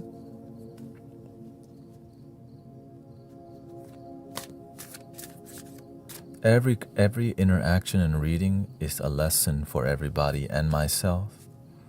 We're all here to learn from each other. Be hungry. Let me use the restroom real quick, and then we'll get to the next reading. This is the interaction can be. It's seamless on TikTok, so. But I can also do the reading with you in text if you're on another platform, of course, because it's just not integrated yet. So be right back. Gotta let go. Let it go.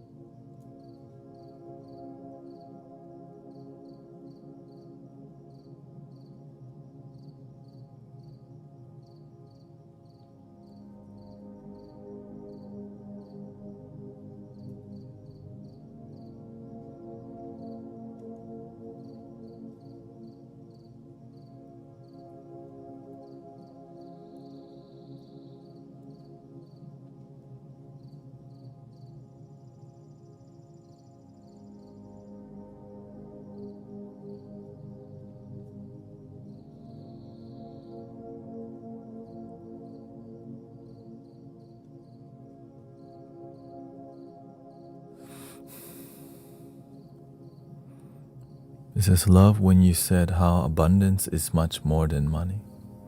Even, my family used to say the same thing, and sometimes they still, some people in my family still wish I just followed the money. Just go start a retreat, start a sound bath, and sell tickets.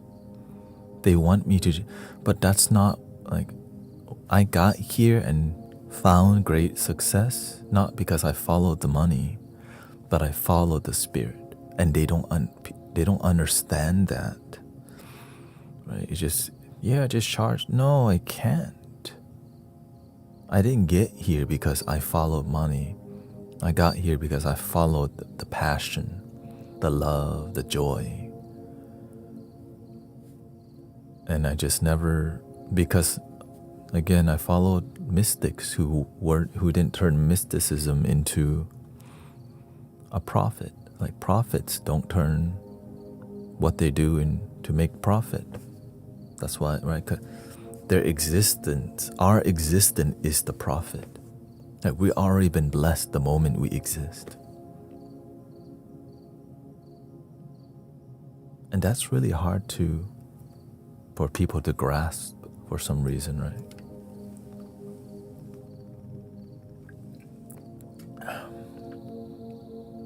Yeah, right. Money is not the root of all evil, but the attachment to money is. And we have been taught to be attached to it from movies, music, right? And the glorifying of things, because we think, man, I'm missing out because I don't have that or this. When imagine what you have today is already a great blessing, but you can be tricked to think, no, you don't. And when you think you don't have enough, you'll never learn until you do. I am enough. It doesn't mean don't go buy it doesn't mean don't buy stuff. It means know when to stop, but know all you need is you. To be completely happy, all you need is you. That's it. And if you don't think you're enough, then build yourself, be stronger. Practice things that help you believe in you. Be grateful for you. Be grateful for life. Next. Green Gear wanna be next?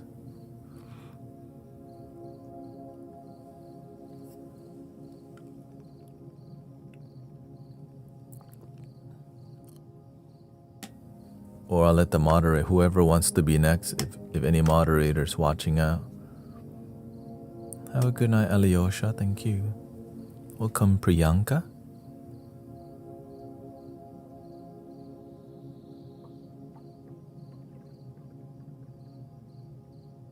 We got Chad. Is she teaching? No, I think she. Colorado says, I'll go. Let's see if.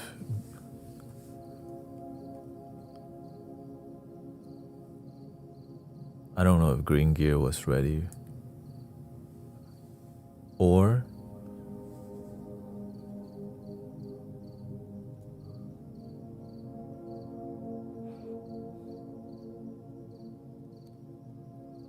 You are. Yeah, I mean, we'll see. There's always. We're gonna do this all day. So if you didn't, Fan Club Friday, do this all day. So, okay, we'll start with Colorado first, okay? If I see you on here.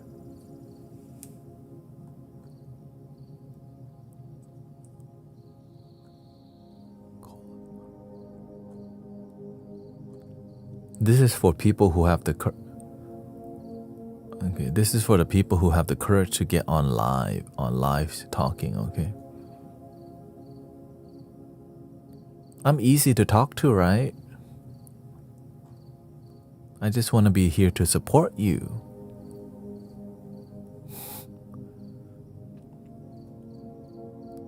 Okay, I don't see Colorado on here.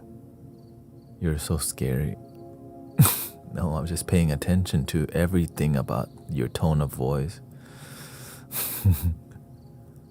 Okay. Are you on the multi-guest? Let me see here. Invite. No, get invite. Let's see if I can find you.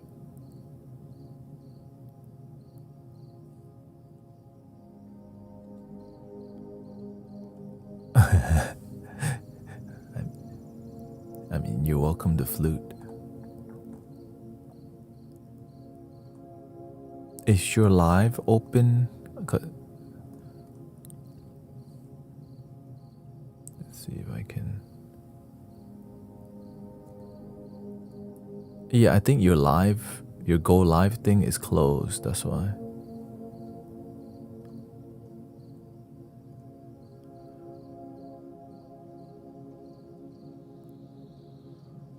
Oh, there you go. Okay.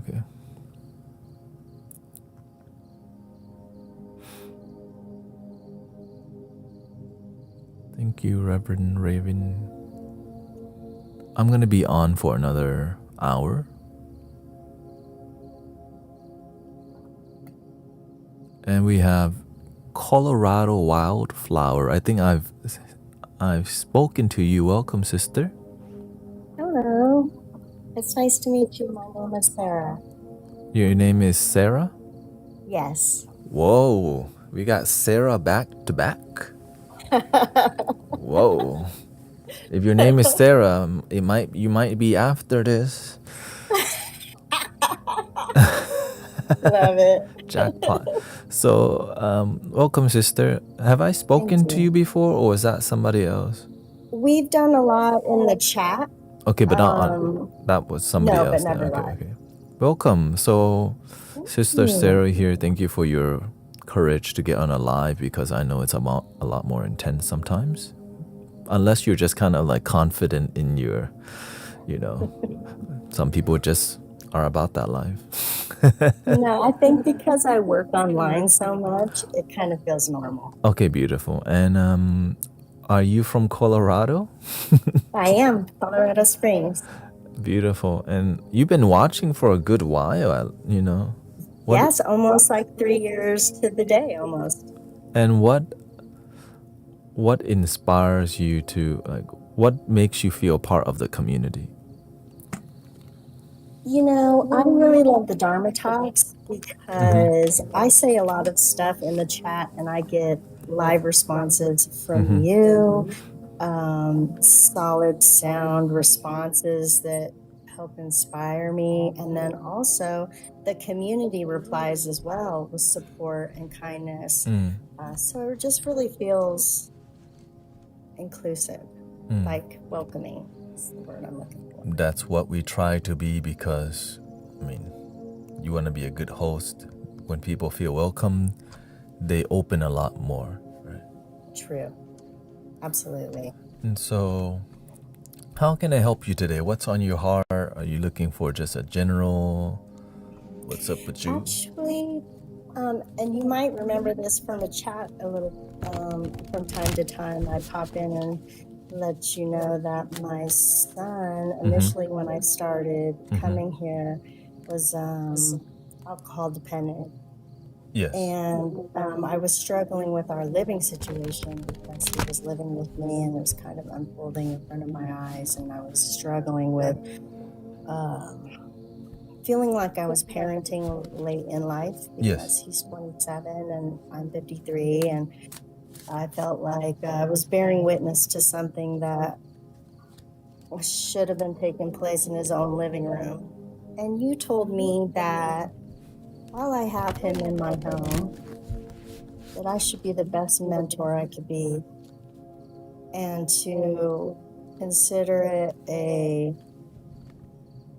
opportunity to still be able to be a good influence and offer some positivity into his life.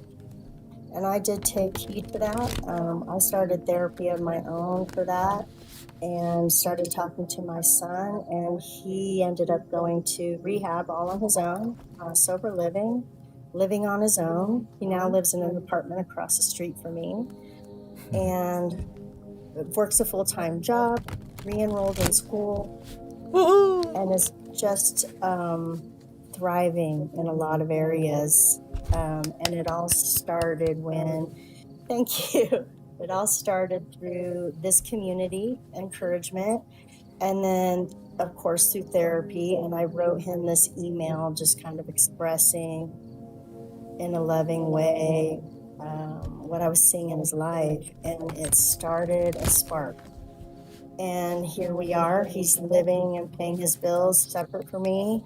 He lives across the street, so I get to see him often. He gets to raid my fridge and do his laundry without being in the home, and my house is the most peaceful I've ever had. You did that, sister. You did the work. You listened and you applied and you found result, and your family isn't. That's what we want. Like, you loving yourself was the beginning. You wanting more for your family was the next, and then you doing more. You know, I really appreciate that. You did it. I mean, you're doing it still, you know. Thank you. Yeah, right. It doesn't go away for sure. And so, as I mentioned to my son before, his bank account emails me like, your statements, what you did for the week. Mm-hmm. And in those statements, I can see that he's back to visiting the liquor store. Mm. And so what I'd like some insight into is he going to be okay? Is there something that I could do better? He's in control of his life. I live in my own little hula hoop. I don't try to control that. And I don't bring that up to him. And does he know you see that? No, right? Yes, I mentioned it several times. I should probably just block it or something.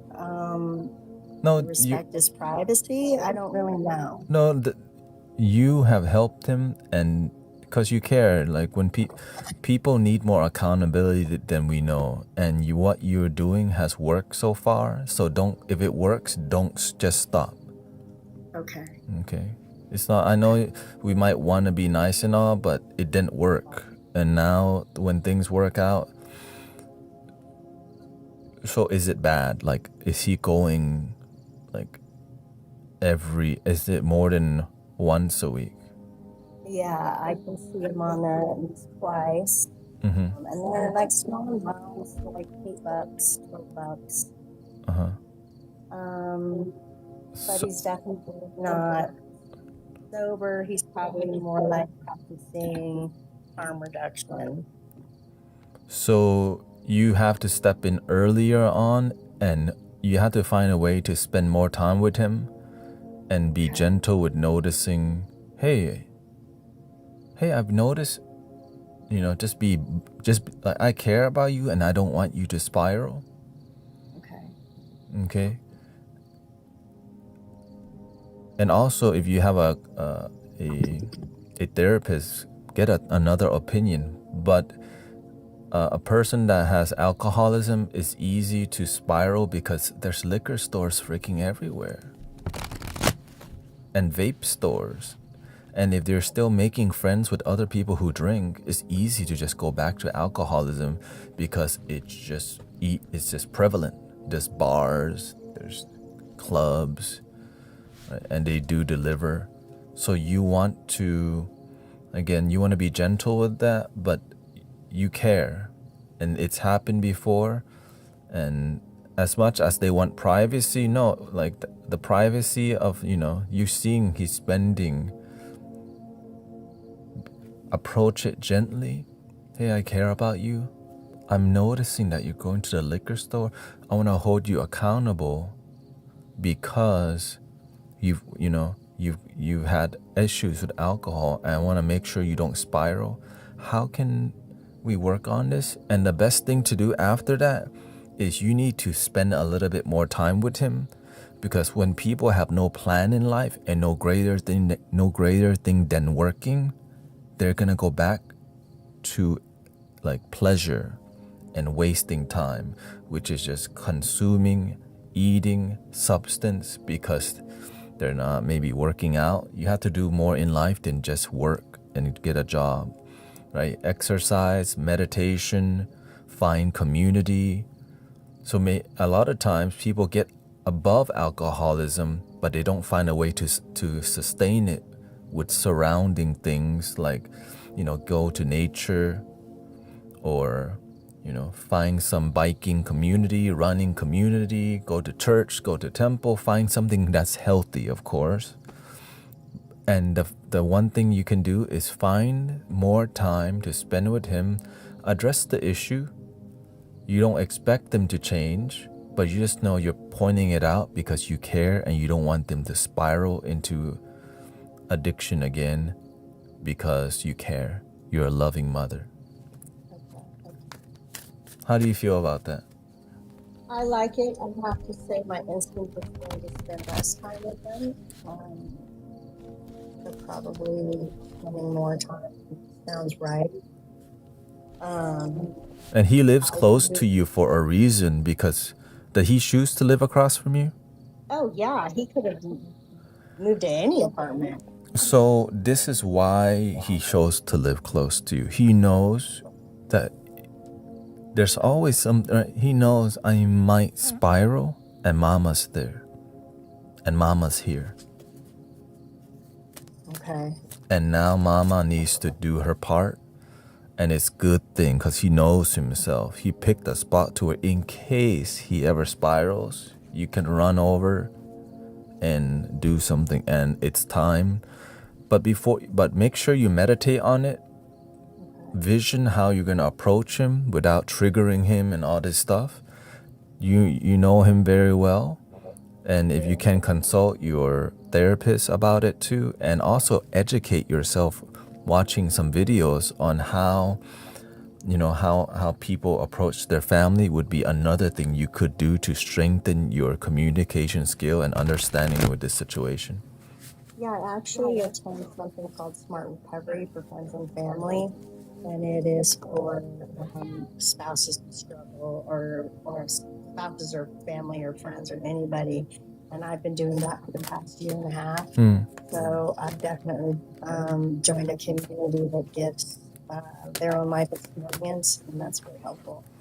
Yeah, beautiful. I'm glad you're continuing to observe because, in life's not always uptrend. Sometimes it's uptrend and then they're like, here it comes again. Right. You know what I mean? Sometimes we lose weight and then we gain weight right after. Right. It's so normal.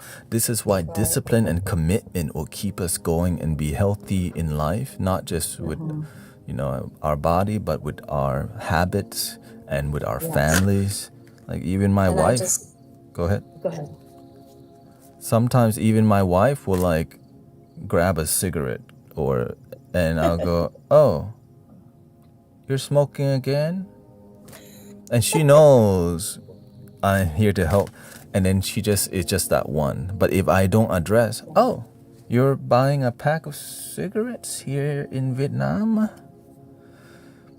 If I don't address it, it could be 2 packs. Because I've been trying to give him an autonomy, and I'm starting to get concerned, like I went before, and he definitely says he's not drinking all on his own. He shares that with me, although I know he is buying alcohol. Yeah. And, I let him know that he's accountable to himself, if not to me, that he needs to make sure he lives his life in a place that he feels joy, contentment, and peace, and not worried about pleasing his mom or his family, but about making his life joyful and positive so that can then spill over into our relationship. You want him to have autonomy, but it's not going to happen all in one swoop, as you clear, okay? You want to give that to him, but you're his mentor also. Okay. Right, and that's right. And that is why, because you're observing that part, like you slowly, like yes, you give him autonomy back to the alcohol store also. Which Right. means he's oh, hey, that's not a healthy thing. Like, is it once? I mean, like, there's a reasonable time, amount of alcohol, but like, damn, like, more than once a week, or Yeah. I, it's just you got to work with them. You don't want to just cut it off because then you're too controlling. But you want to work with them and have communication and trust together, because you don't want to just like put down the hammer and then they lose faith completely and spiral again. So working with people and not making them feel guilty or bad just because they're like making decisions that lead them back to their old life. You want to make them feel supported. And so that's why you want to meditate and visualize speaking to him in a way where he can, absorb. That's what I do personally with family. I'll sit there and I'll visualize the conversation and visualize 4 conversations. If I say this, with this trigger, okay, what's the better way to say this? What's the best way to say this? What's the right? And then through like contemplation, meditation, reflection, you'll figure out like what to say, and take notes and see what you say. And then when it's time, don't look at your notes, trust your gut. Okay. Yeah, because you don't want to. Go ahead. I started meditating here. You're the one who taught me. And I have seen lots of positive results from it.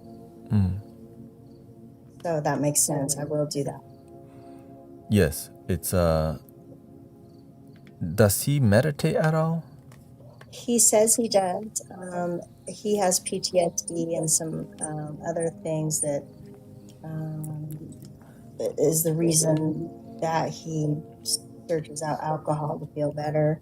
He also says he meditates. I asked him yesterday if he did yoga. He said he's been doing that a couple times a week, but I don't really know if what he says is true because he's kind of trying to paint a landscape for me that already I've found some false things in.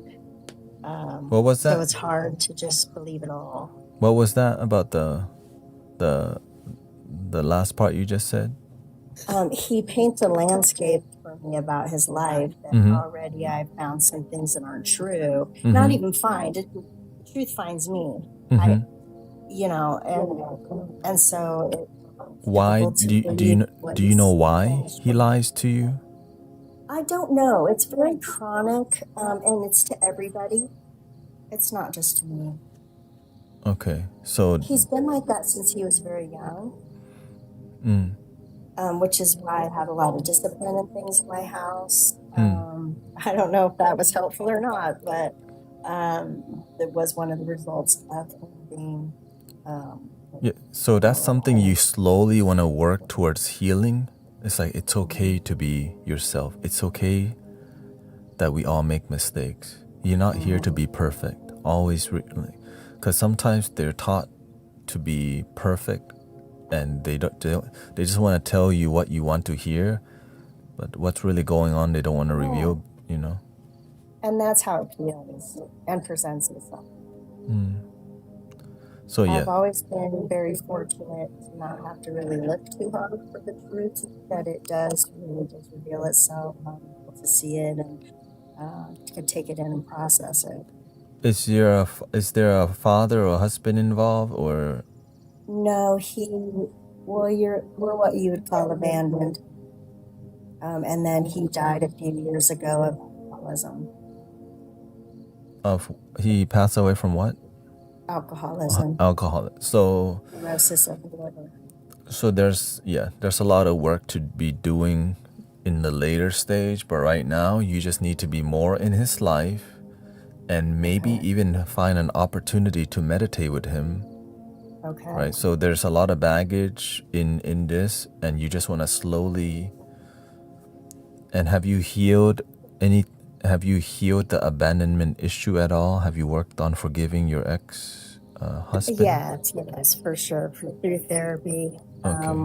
And he also does therapy for many, many years now. Yeah.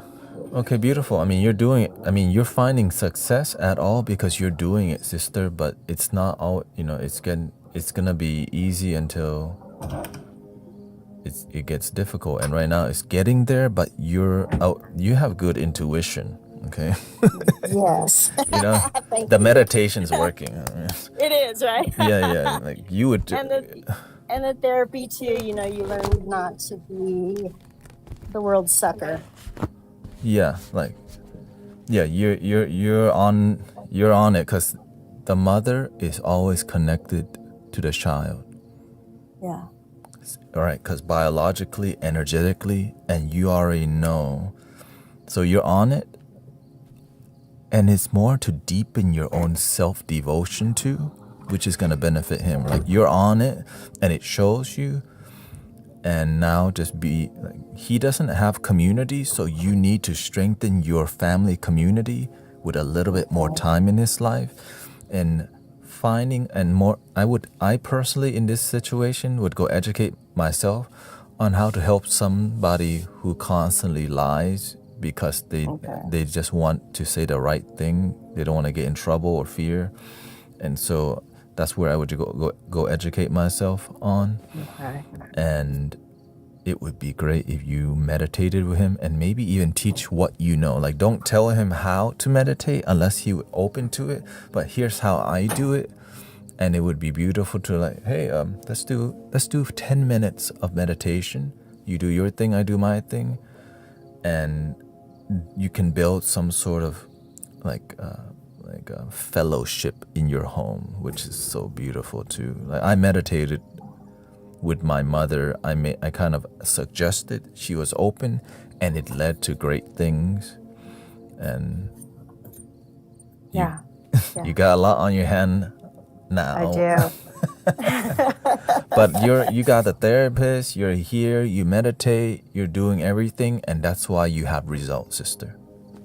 That's really kind. And there's a little selfishness in it for me. I don't want him to move back home. I want him to be out there and living his life and being successful. I mean, we don't make good roomies at this point. Yeah.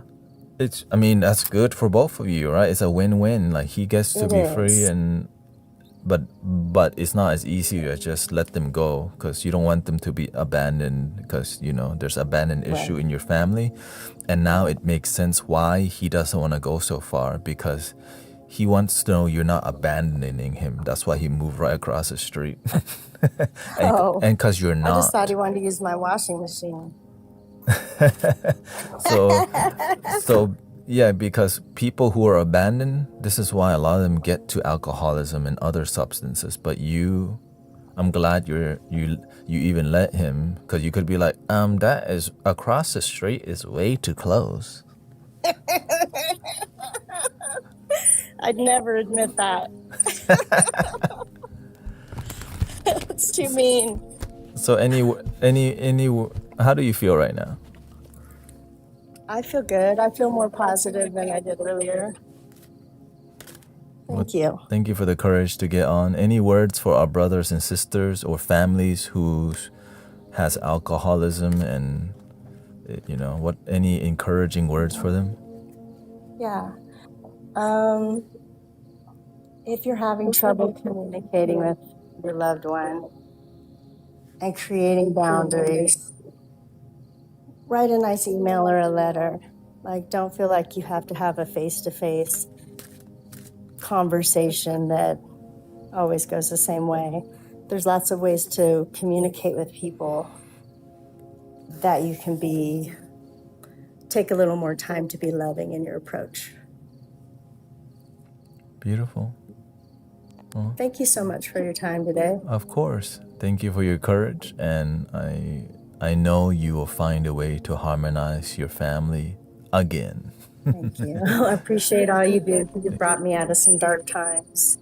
I'm glad you're always on here. I'm glad your life is more positive. That's why we do this. We're not just here being cute sometimes, right? But we're here for this. You heal yourself, and then you help your family, and then your family help other families, and the world is brighter. So I like that. Thank you, Well, Sister thank you Sarah. again. Thank you so much from Colorado. Thank you so much. Thank you too. Bye-bye. Bye. Thank you.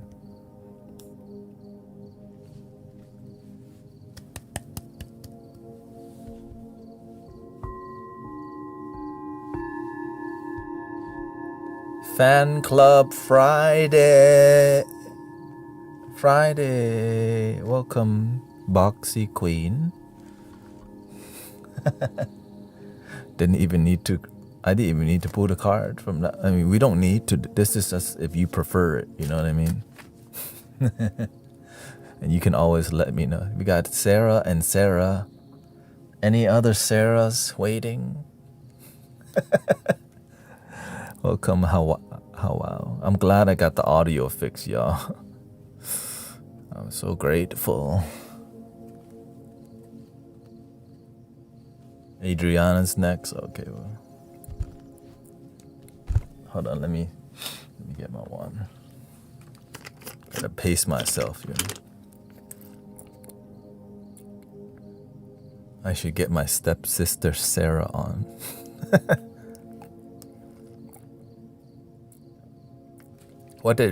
How are we feeling from Sarah number 2 here? Of course, all Sarahs are number 1.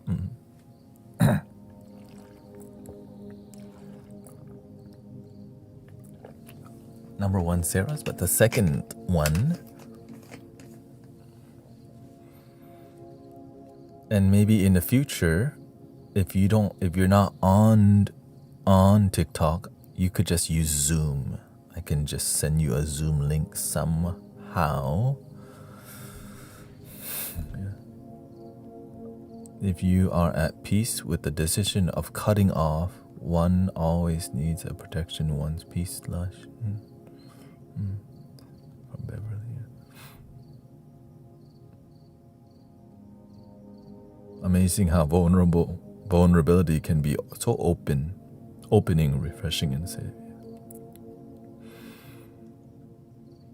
This is why I don't talk as much on stream now, is because the community has matured to this level to where we can mentor each other. That's why my goal is to heavy mentor on Fridays, and the rest is more meditation, because it allows us to actually do the work and contemplate rather than just have a lot of conversations without doing the work. I need people to do the work. Many people like the Dharma talk, but I notice people aren't Dharma do. They just like Dharma talk. Dharma do. Dharma Dharma do. Okay, I had to.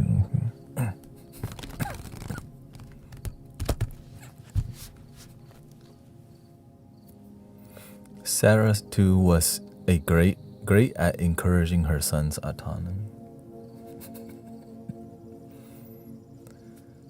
It's beautiful to see families heal, and it's needed, y'all. Self-healing and then family healing. So, welcome, Unicorn. Welcome. Yes. Sarah, the second one. Sarah from Colorado. Oh, Sarah from Colorado.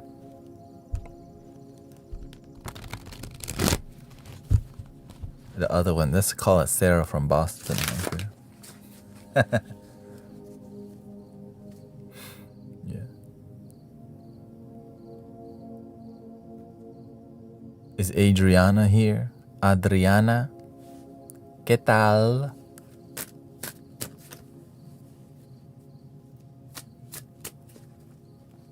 Thank you. Yeah, see, we got Sarah from Boston, Sarah from Colorado. And my wife was home. She said, love you. Okay, I think Adriana left. Welcome, Jerry. We're doing Fan Club Friday, where we just talk to people. Anybody, let's switch it to Insight Timer, okay? Anybody on Insight Timer would like a card reading? We'll do it through text. Unless, yeah, that's the only way on here.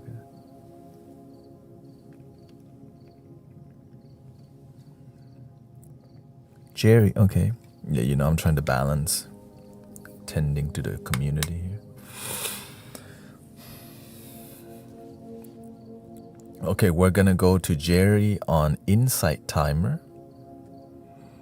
How are you doing, sister? Where are you from? And how can I help you? Just a little engaging since we're using the text. Maybe you can do a little bit more typing than usual. Long Island. Beautiful. And have you been watching the stream for a while? Or are you brand new here?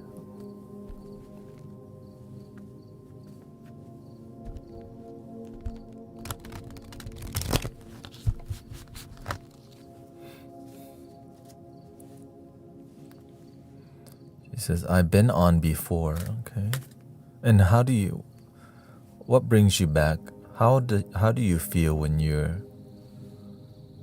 like, what do you enjoy about coming here? I don't know how many people stream. I think there's a good amount of people streaming on Insight Timer now, right?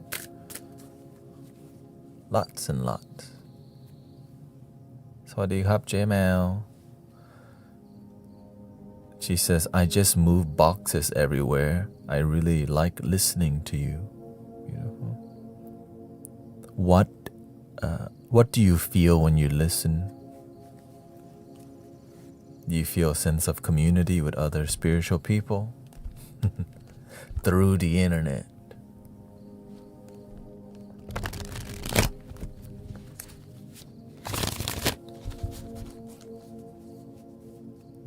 Yeah, you could do yoga teaching on Insight Timer for sure. So how can I help you today, Sister Jerry? Are you looking for a card reading? Is there a specific question you would like? Or are you looking for a, general, or just let me know what you need. We're talking to Jerry from Insight Timer. Trying to switch it up from time to time.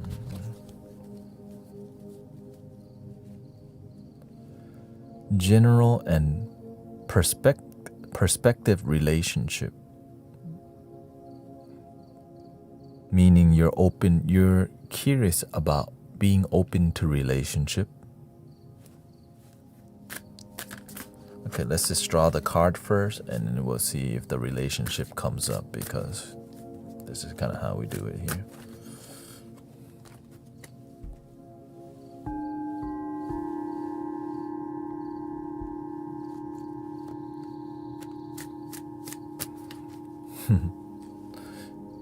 Reika says, please can you do my card ready, please? When I ask, you have to be responsive. I just read the people who are responsive, Waiting is cute, but responsive is respect. Okay, let's continue with Jerry. Here we go. And begging is what I don't prefer. Here we go.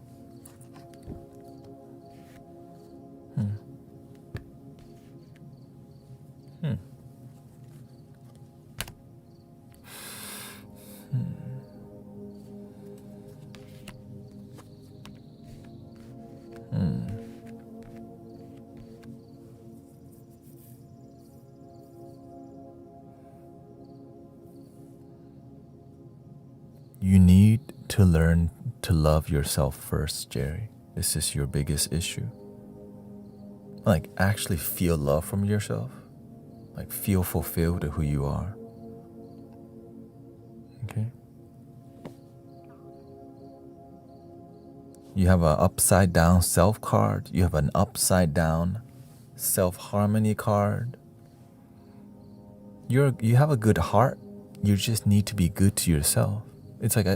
It's like you're good to others and you put yourself last. And that's why they don't see you.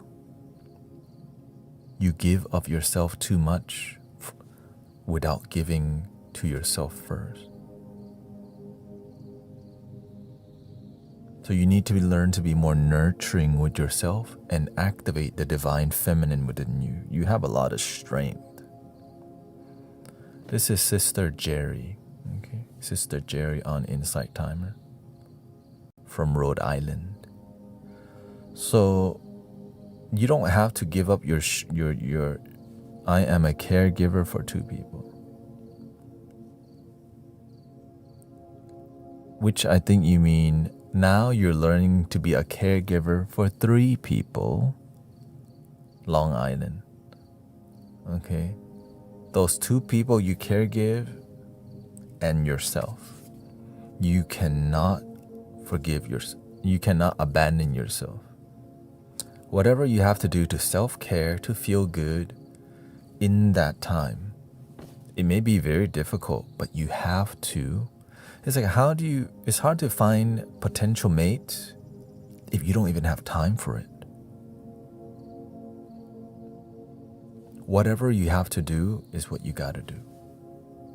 You have to be disciplined to make time. I make time to stream 9 hours a day. I make time to exercise. I make time to have fun. I make time to kiss my wife. I make time to play the flute because I love it. So if you truly want harmony in your life, you have to be willing to make time. But if you make excuse, then there will be no results. Like, you want it, but you don't make the time for it. It's like if you wanna find potential partner, but you don't make time to put yourself out there. Maybe you go out, but you don't even look like you're on the dating market. You didn't do your hair. You're not dressing up. You're not going to places where there's people you could interact with without being weird. Or you're not finding a way to connect with people somehow where there's potential partner. It requires some sort of effort to put yourself out there to find something. Okay? So number 1, make time for you somehow. Or get help. Maybe you just plan a cruise. So maybe what you need is somehow have some people get help from you. You take care of 2 people, that's a lot. So find a way, not excuse, find a way to get help so you can have time for things in life. I know that the government sometimes they will help. Right? Find people and find resources to live a harmonious life. You don't want to be taking care of 2 people and being miserable, disconnected, and lonely. Oh yeah, Thanet talent, yeah. Okay.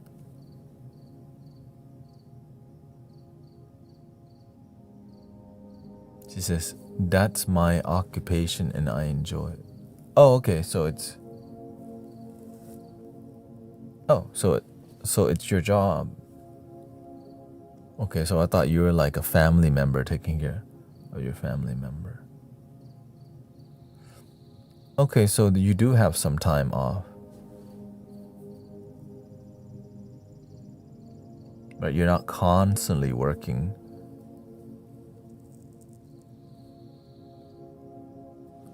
Yet you're off on the weekends. That's 48 hours you could be doing. And even on a daily basis, make sure you do something for you to love you. Right? If your energy is bad, ain't nobody wanna holler at you because your energy looks like, you're not welcoming. Nobody giving you no googly eyes, right? Because your energy not inviting. So you have to learn to when you take care of yourself, you're happy. When you're happy, you know what you do more? You smile more. You laugh more. You joke more. You sing more. You breathe deep. You take care of yourself. Do that on a daily basis, the best you can. Yeah, some days it'll be rough. Welcome, Jack Parsons. Okay.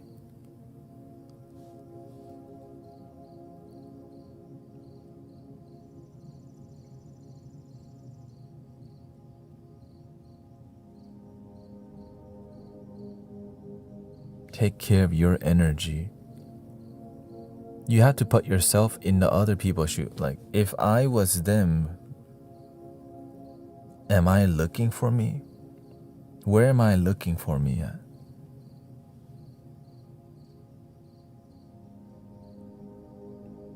You have to be willing to get out of your comfort zone and understand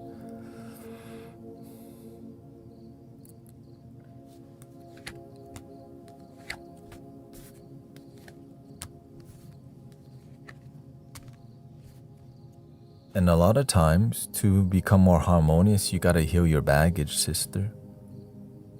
There's a lot of forgiveness work you have to do with the past relationships that failed. Not to embarrass or not to, it's just the reality. Your energy becomes heavy if you carry a lot of the things that don't harmonize with you. Your energy becomes light when you carry joy and love. And it carries in the eyes. When somebody's got a heavy energy and haven't forgive, they have really heavy energy, that's not really approachable. Kind of scary, actually, because they can't let go. But when you forgive and let go, your energy is light because you let the past go. You don't let it weigh you down. Some people will say, I let go of the past, but they still carry it. So you just got to be honest with yourself. Do you walk around carrying the heaviness from the past, saying you forgive? A lot of people just say they forgive, but when you look at their energy, their eyes, their aura, their demeanor, they still hold on to the past that don't serve them and wonder why new energy doesn't come, because there's no space for new energy to come, because it's so, you're clogged up, your energy is clogged up. But when you let go, forgive, and you're free, all is one.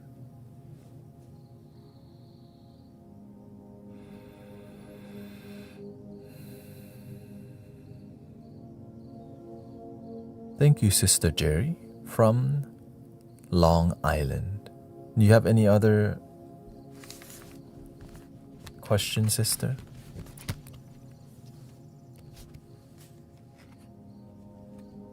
And may you find the love of your life in the mirror and elsewhere too. And elsewhere too.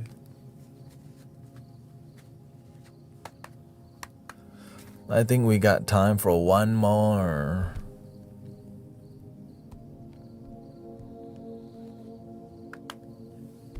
Okay. Hello.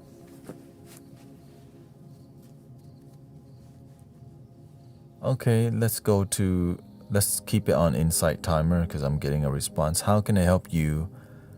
Thank you for being responsive. How can I help you today? Tell us where you're from, Hawao.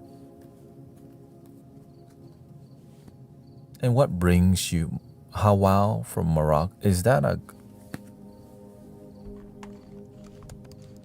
Yeah, Hawao from Morocco. Learner, healer, warrior, and daughter of my ancestors.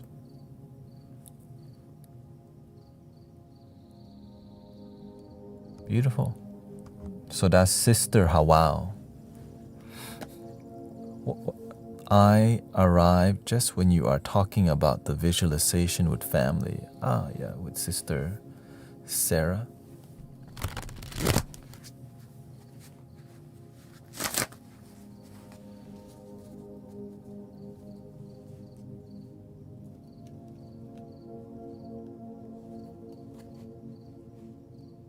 That's why I needed. So let's continue. Because this is a struggle right now. You have issues with family. Lots of heaviness. She says, mother-wise, your mother. Well, Is there a lot of judgment from your mother? What's going on with that?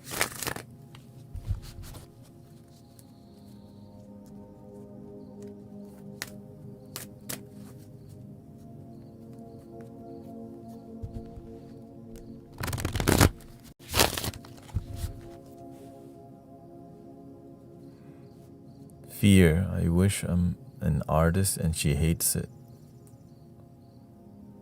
Okay.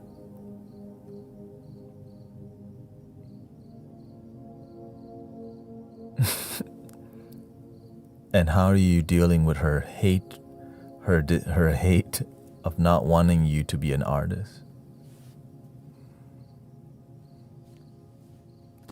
Like, does it affect you a lot, or do you just kind of go on about your day? Well, I mean, clearly you said a lot of heaviness, so how are you dealing with the heaviness from that? Like, how do you process it? Are you meditating, or do you just kind of feel not good enoughness?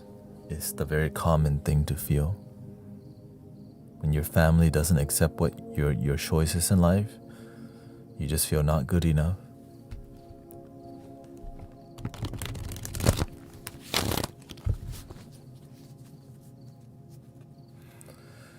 She says, trying to pour light on myself and her, but it's painful when she talks to me. Impossible to recenter, even though afterward I process it.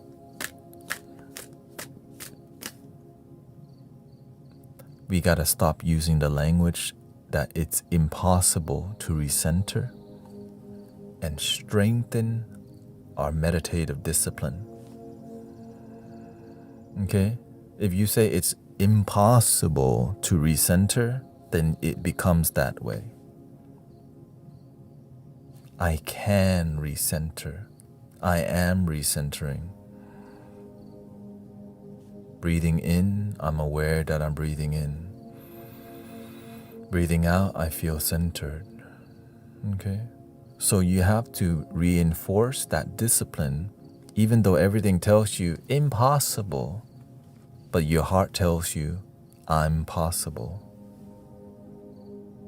So you have to let that I'm possible override the impossible mind. And how do you do that? Through action. You don't just say positive stuff and things happen. You actually have to take action, like using positive affirmations. Forgiveness. My mother is doing the best that she can. I'm doing the best that I can. I am enough.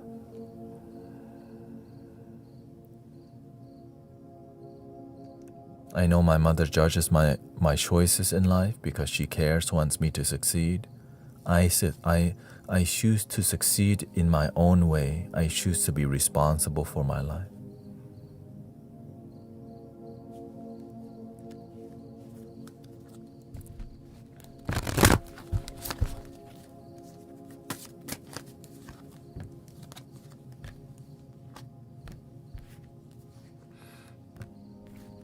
Whoa, there's a lot of family expectation, entitlement, and the need to have their children like be elite, you know. Ooh. It's like your family wants you to follow wants you to follow this, but you're going, I'm gonna do what I love. Like, what do you mean you're gonna do what you love? You need to love that money, status, and fame. But they don't say that. They just tell you what to do, which is usually money, status, fame, which is like, not everybody wants that. Some do, right? And so you want to follow something that you love, which could have money, status, fame, but you don't lead with it. You lead with the artist life, which oftentimes is followed, it leads with creativity, passion, inspiration, and then the rest follows, the money, status, fame, all that. They don't get that because they don't come from that. And you just have to understand that The only way for them to accept you is for you to succeed in your path. So you go out there and you succeed as an artist. Whatever it takes, just go hit the home run. Succeed. Find the way. But don't lose yourself to trying to prove to your parents. Succeed because it's your calling, not succeed to prove them wrong. Succeed because you need to, because it's your purpose and your calling.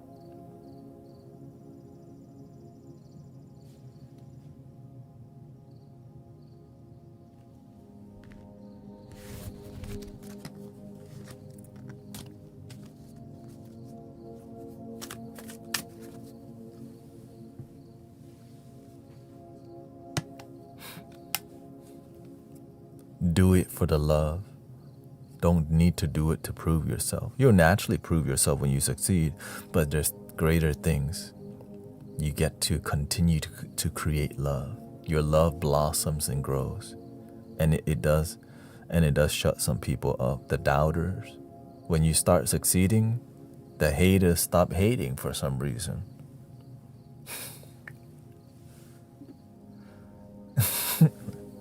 You know what I mean?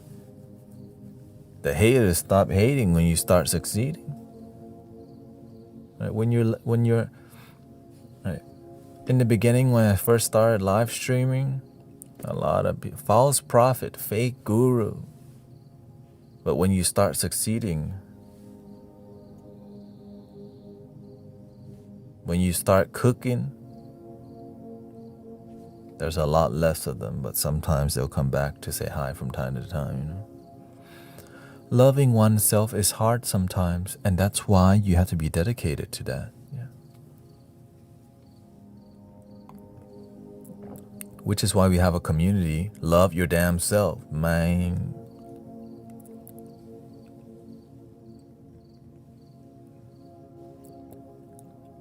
That's the motto of the Mystic Village where you're at. Love your damn self.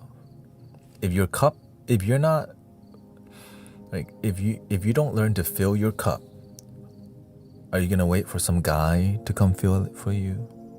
You're gonna wait for your cat to do it for you? What if you're at work, your cat's at home, your cat can't fill your cup, now you're empty.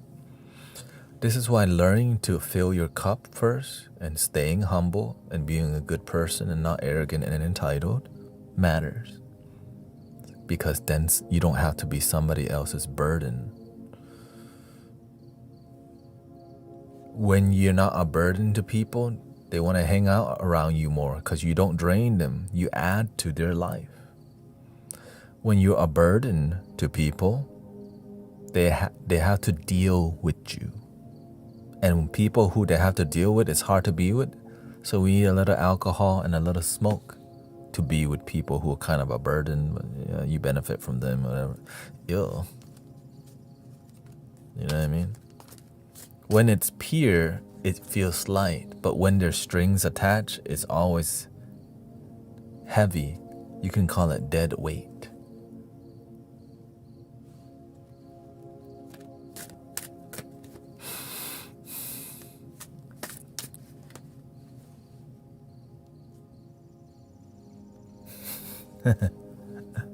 Thank you, Ari. We got around 12 minutes left. We'll be back for another 3 hours in 3 hours. So, how do you feel? Fan Club Friday. Do you use alcohol and smoke? Me, I drink sometimes. Me, smoking, no.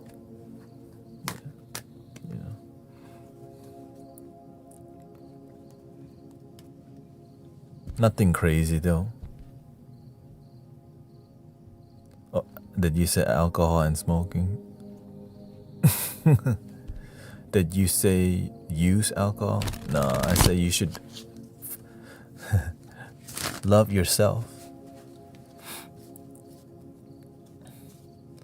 It's like whenever you, like, if I drink with my wife at home. I don't go to bars or clubs anymore. I don't like it. Or raves, because it's just, nah, I want to rave with like cicadas and trees better. You know, hang out by the river or something. That's better for me.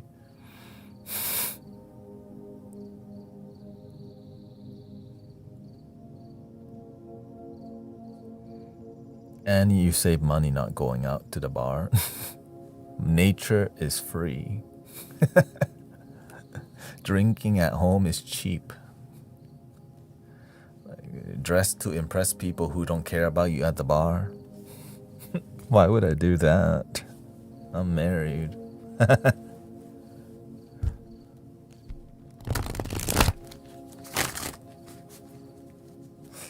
I guess when I don't know better, I went to the bar and the club a lot. Thank you, Hawal. Thank you and thank you everybody having the courage to get on a live stream and do a card reading with me. Yeah, there's nothing wrong with going out. Like, it's fine to go to the bar once in a while. It's not a good place to build community. Like, I don't want to build community at the bar. It's not a place where I would want people to build community. It's a place where people go to escape from their life.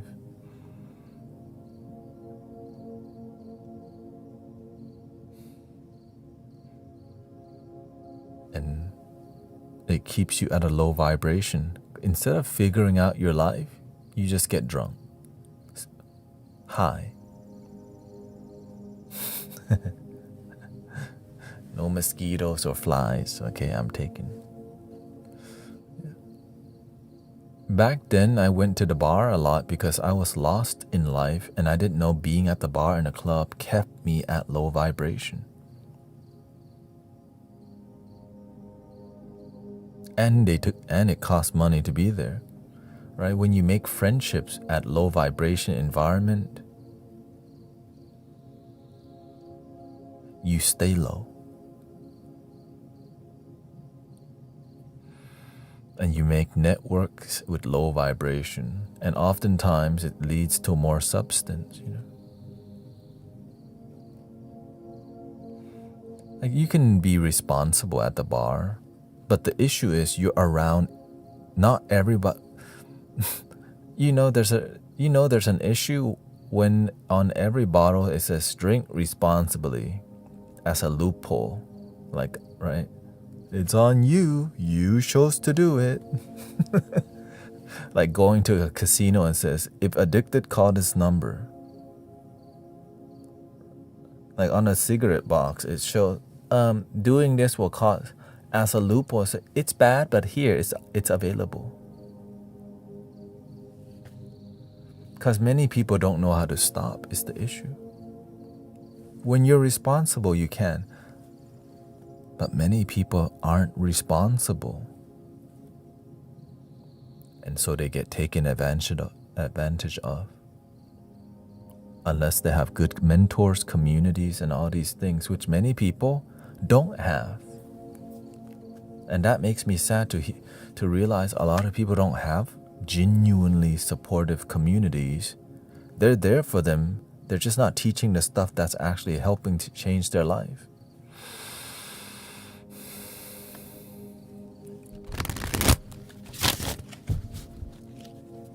I don't go often.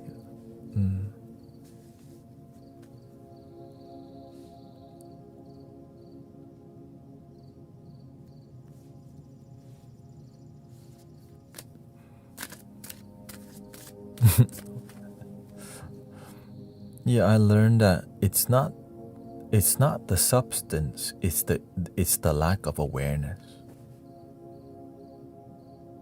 It's the person. They don't know something. It's easy to just blame the alcohol.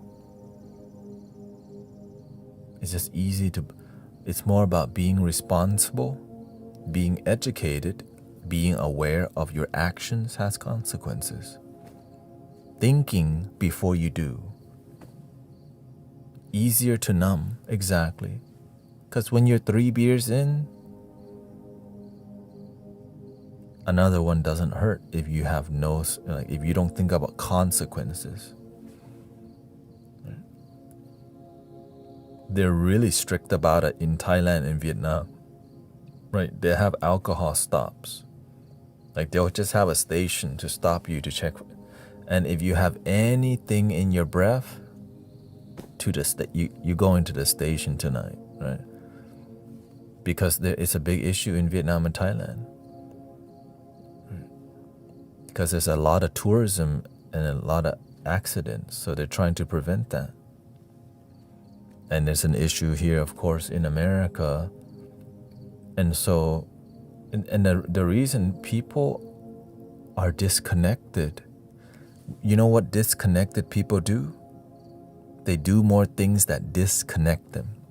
Oh, after work, where do you think people go if they're disconnected? Liquor store, corner store, get a cigarillo, pick up a 24-pack, eat something. Oftentimes it leads to the bar because they want some sort of connection and a community. Yeah, a community where you disconnect more.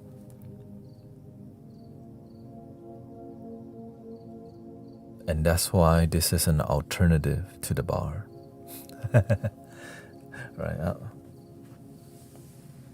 You don't have to go. You save money coming here. Just get good headphones. Type to people. Say hi. Laser Focus says, I love Thailand. My ex-GF is from Thailand. We broke up almost a year ago because long distance.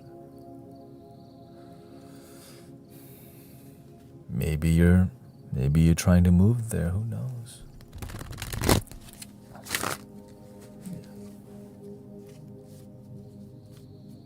Ain't the young people drinking less, but also being more isolated? Yes, but the new generation has a different issue. They don't go to the bar, but they just do so much social media and anime and Reddit and Twittering that it's kind of almost all they do.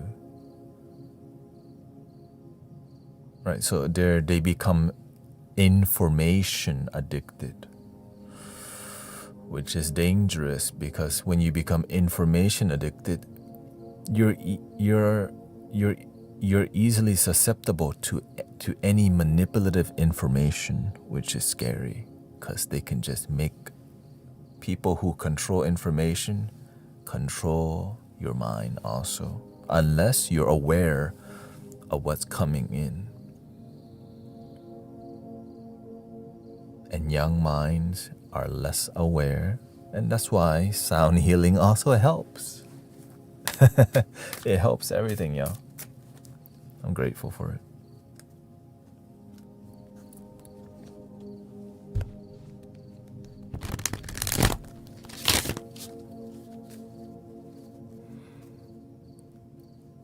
Yeah. They're better educated than the previous generation. Yeah, they have more access to information. They're drinking less. They see the consequences, but they have their own battles too. A lot of the new generation have ADHD because they just can't stop the information flow.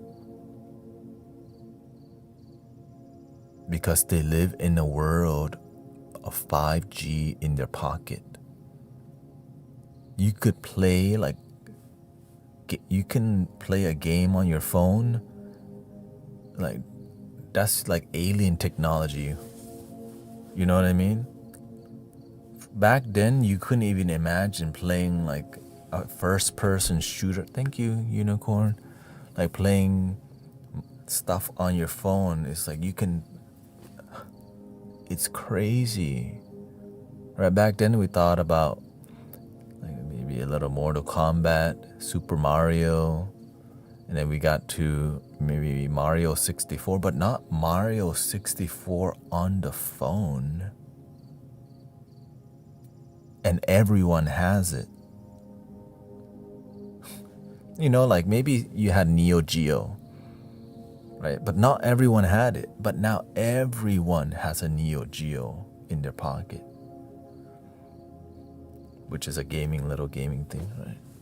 But that thing also caused people video calls people.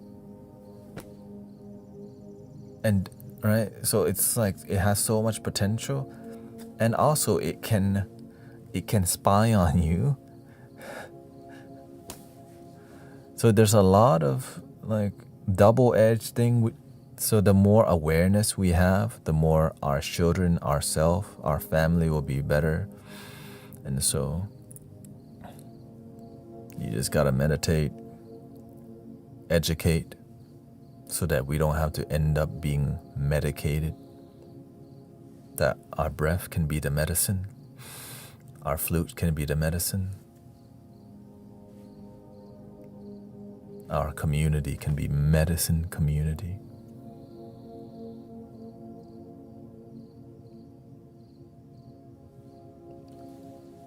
And I'll be back in 3 hours. Here we go. We'll come back and do more readings tonight. Yeah. So I hope you enjoy. Thank you for your support, by the way. Thank you, Amanda, Julie. Thank you. Yeah, we'll be back. I know there's a lot more. Fan Club Friday is activated. So thank you, Green Gears, Ali, thank you. Thank you for believing. Here we go. Breathing in.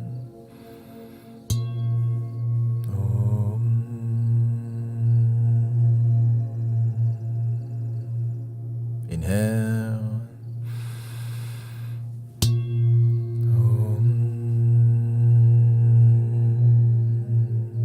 Breathing in.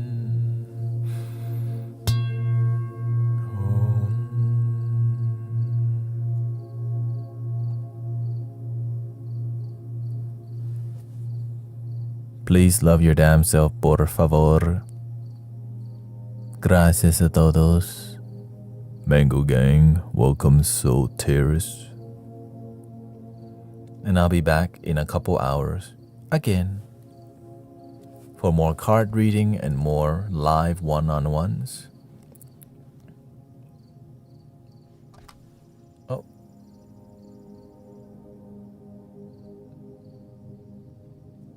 Thank you, Jerry. I think we have a hype train. Alright, I guess I'll honor the hype train real quick. 4 minutes, we'll do some sound healing. Thank you, Hawal. Okay. I will honor the hype train, which means people donate it, and then it triggers this train. Choo choo. Not the hostage train, I know. They're not letting me leave. That's fine. It's okay. We'll do a little fluting real quick.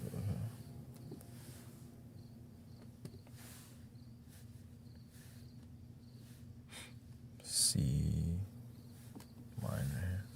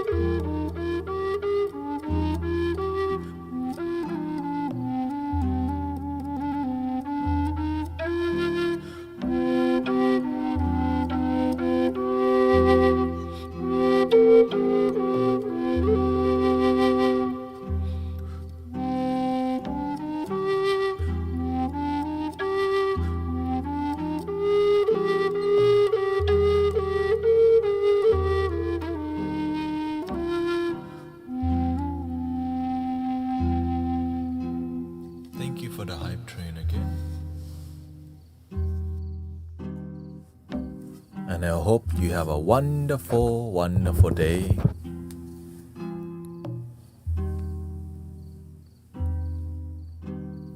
Please love your damn self. Por favor.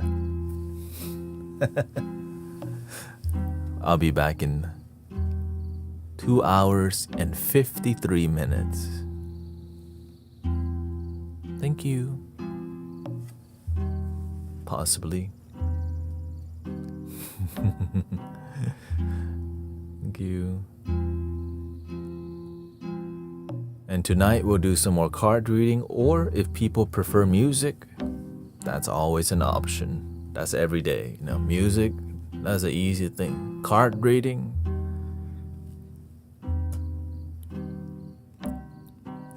a little bit different, you know what I mean? Card reading, gotta scan the energy. Let's see here. There we go.